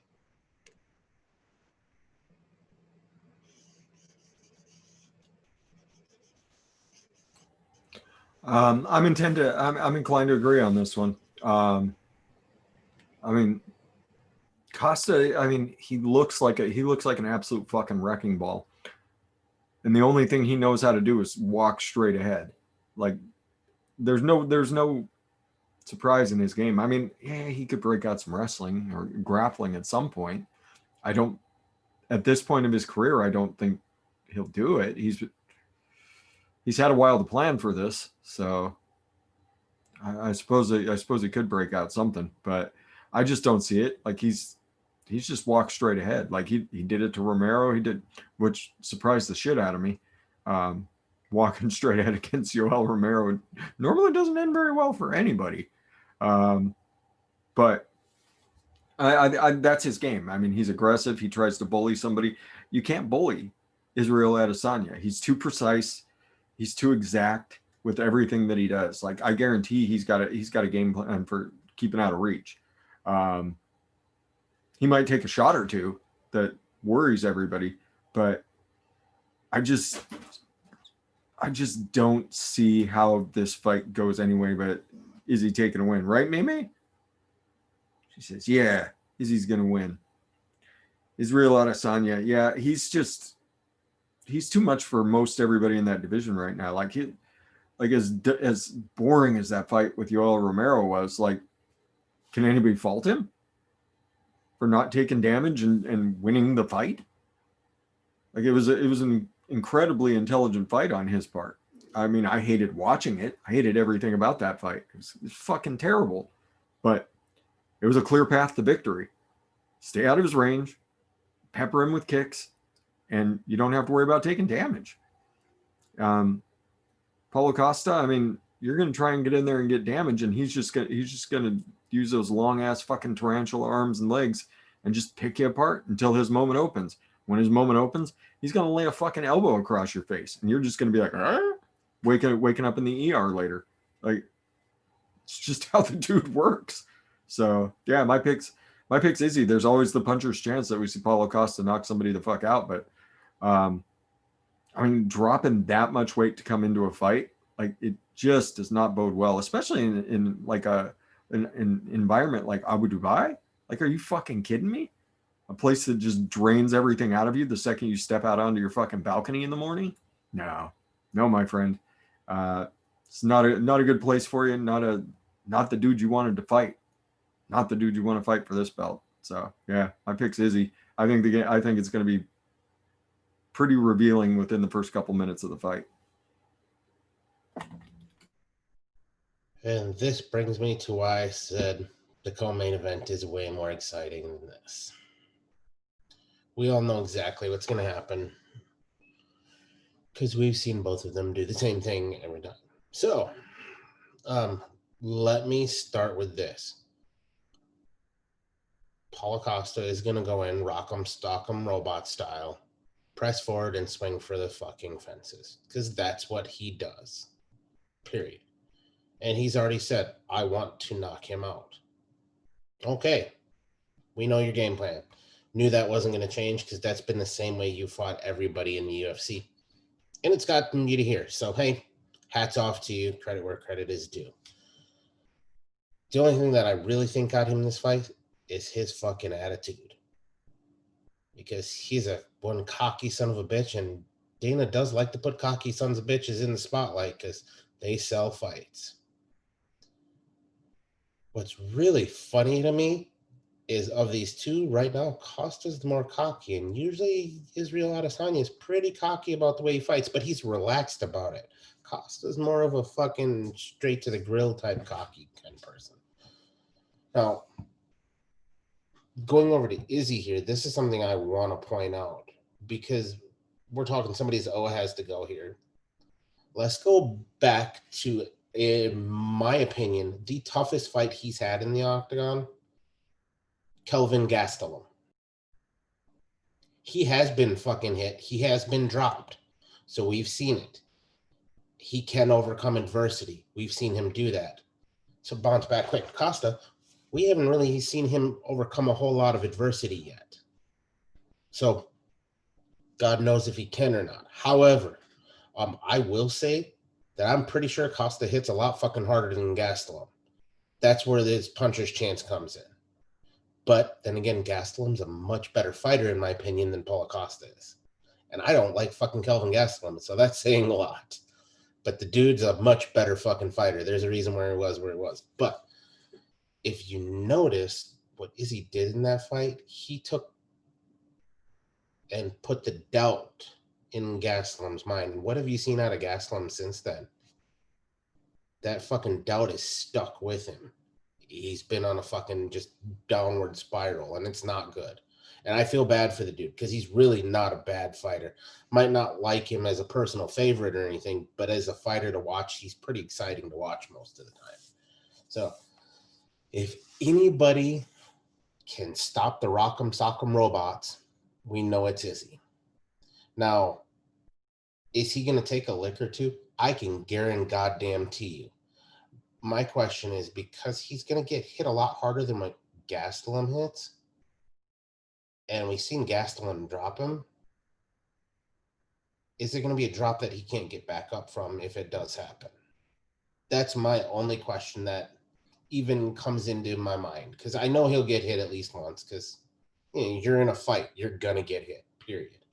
Unless you get the 5-second flying knee knockout, you're going to get fucking hit. And Izzy's not that flashy fighter. He'll do some bob and weave in a la Anderson Silva, fucking make you look silly shit. But I don't think that he's not going to get away clean. As much as I hate to say it, he's not coming out of this clean. And I think the odds makers are a little fucked up here. Not going to lie. If you look, the odds are closer on this fight than they are on the co-main event. And I think the co-main event should be flip-flopped. Don't get me wrong. Paulo Costa's got a pretty good shot, only because he's got so much fucking power. But I don't think it's enough. Power alone does not win. Look, accuracy, being able to get your head off the center line. Look, Paulo Costa's on a fucking straight rail. No coming off of it. Has anybody seen head movement out of that guy when he's fought? You know. Yeah, that's exactly it. You literally just get the fucking... He thinks he's Vanderlei Silva back in the day. There's no other way to fucking explain him, but you came from the Vanderlei Silva school of fighting. Move forward and keep punching as fast as you fucking can. That's it. He's a one-trick pony. We haven't seen anything else out of him. Now, I'm not going to say that he doesn't have a ground game. I don't fucking know, because we haven't seen a fucking ground game out of him. We haven't seen him in adversity. I think he'll get his licks in. And there's a good possibility that with his amount of power, he could fucking put Izzy on his ass to where he's not able to defend himself. You can get another TKO, possibly even a KO. But I say that's a possibility because, well, Izzy's really good at fucking moving. He has some of the best movement in MMA right now. There's very few that are on his fucking level with that. And I think he just takes it purely on that factor of precision beats power all the fucking time. So I'll give it to Izzy here. And I'm not even going to say how, because I'm not fucking positive. He might not Costa out. But then again, we've never seen Costa in any deep doo-doo either, so we don't know what he's going to do.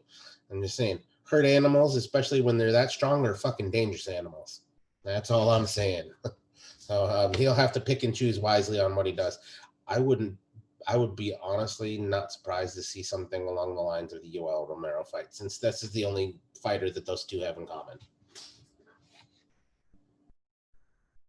But I think Izzy gets it done and keeps the strap.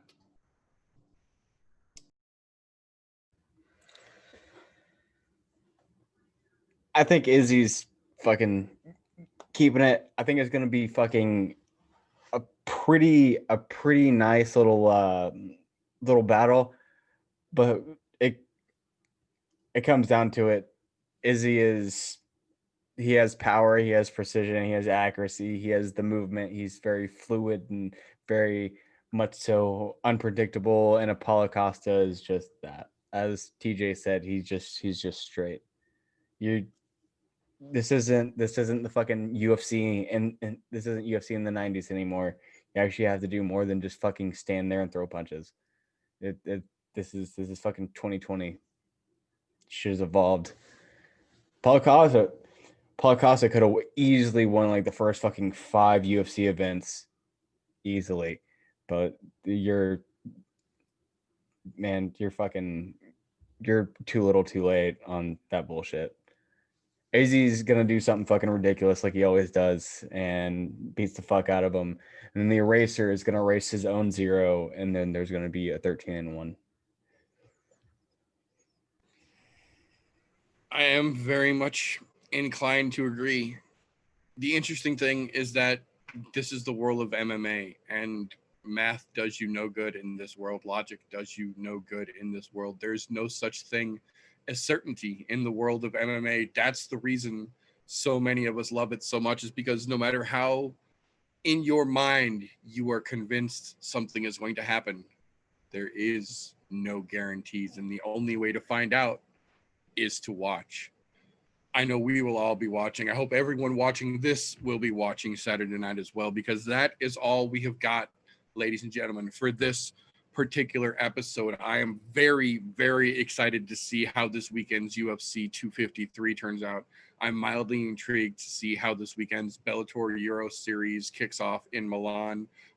This is going to be a very, very fight-filled weekend. No matter the quality, there is plenty of punchy kicky to get you through this weekend, and I hope everybody enjoys it. That being said, that's the wrap up for this episode here. So if you enjoy what we do around here, give us a thumbs up. If you really like what we do around here, subscribe. We're here pretty much every week. Make sure you hit that bell so you don't miss an episode.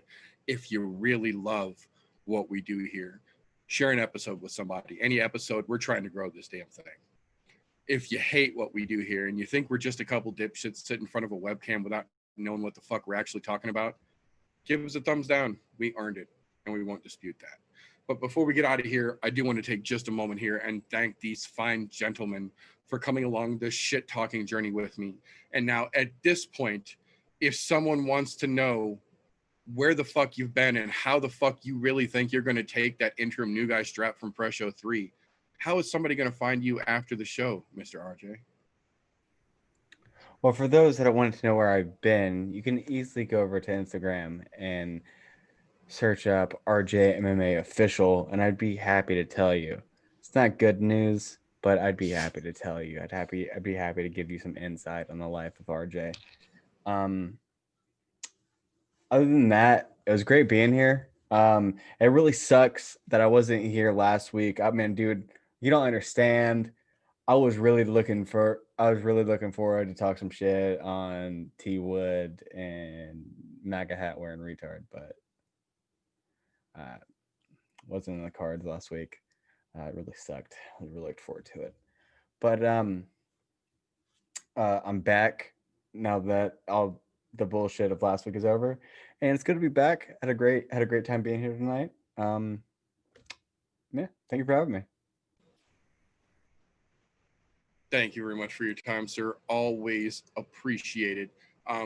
Now, at this point, if folks would like to know how they can join the Help Find Uncle Chael Club and encourage the discount double check of ass whipping that has been laid down and the gauntlet that has been repeatedly thrown, and support the freshest interim new guy the show has to offer here, how would one be able to do that after this show is over, Mr. Presho 3?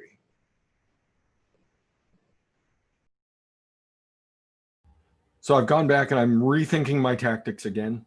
Here tonight, I'm challenging Uncle Chael for the interim new guy watch. I figure I can't get him with any of the wilderness traps that I learned watching 6 seasons of Alone in like 2 weeks. So I figure I'll just throw a challenge out there and see if he shows up at my house. He's not that far. He's not that far from where I live. He's only a couple hours. Uncle Chael, come fight me at work. Like, I'll find you somewhere. And then, I mean, RJ's still, trying to light up my Instagram saying, "Hey dude, that's my strap." You got to come get it, dude. You got to come get the strap. Until then, it sits securely around my wrist, telling me my time and activities and all sorts of good things. So I suppose you could get it while it's on the charger and not fight me, RJ, but I believe we've got a like 120-pound catch weight fight that we need to do out in the parking lot or something. So we'll get around to it eventually. Oh man, dude. Or I'll miss a week and RJ will reclaim the belt. So I mean, those smartwatches are so nice. Oh God, too bad. Like, I actually use like real fucking watches like men. You know what? I'll strut my purple band in front of you all day, RJ. All day. Check out that purple band. You just wish you had it. You just wish you had the purple band.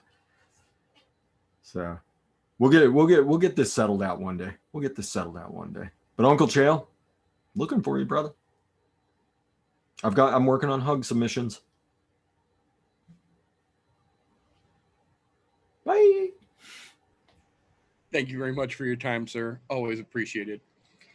And now, at this point, somehow, I don't know if it's possible, but I'm assuming that there's going to be at least 1 or 2 people out there that need to know how to have a gender reveal party without lighting their neighborhood on fire and seeing the Kenosha Crippler himself in person. And I have a feeling you might be able to help us out with that, TJ.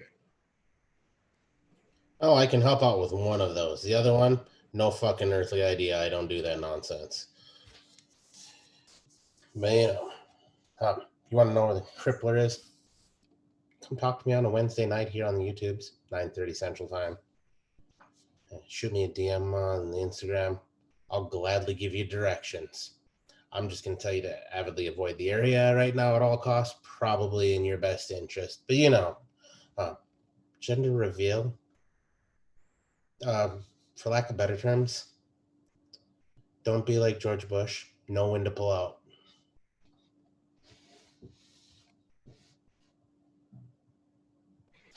Good shit. Good shit. Again, thank you very much for your time, sir. Always appreciated. That being said, boys and girls, we are going to call that all for this episode here. Again, thank you for tuning in to the latest episode of the I'm No Joe podcast. We are here basically every week bringing you all the most interesting and relevant things in the world of MMA. So that is all we've got for this time. So as always, don't let ignorance stop you. You can root for anything. Unless, of course, you think reckless endangerment only involves neighbors and not victims.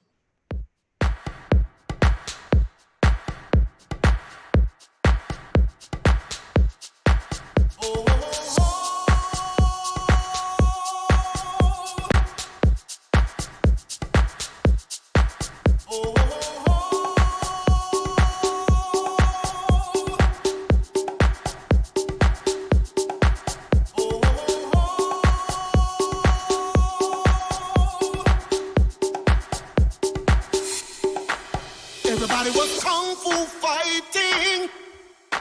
Those kids were fast as lightning. In fact, it was a little bit frightening.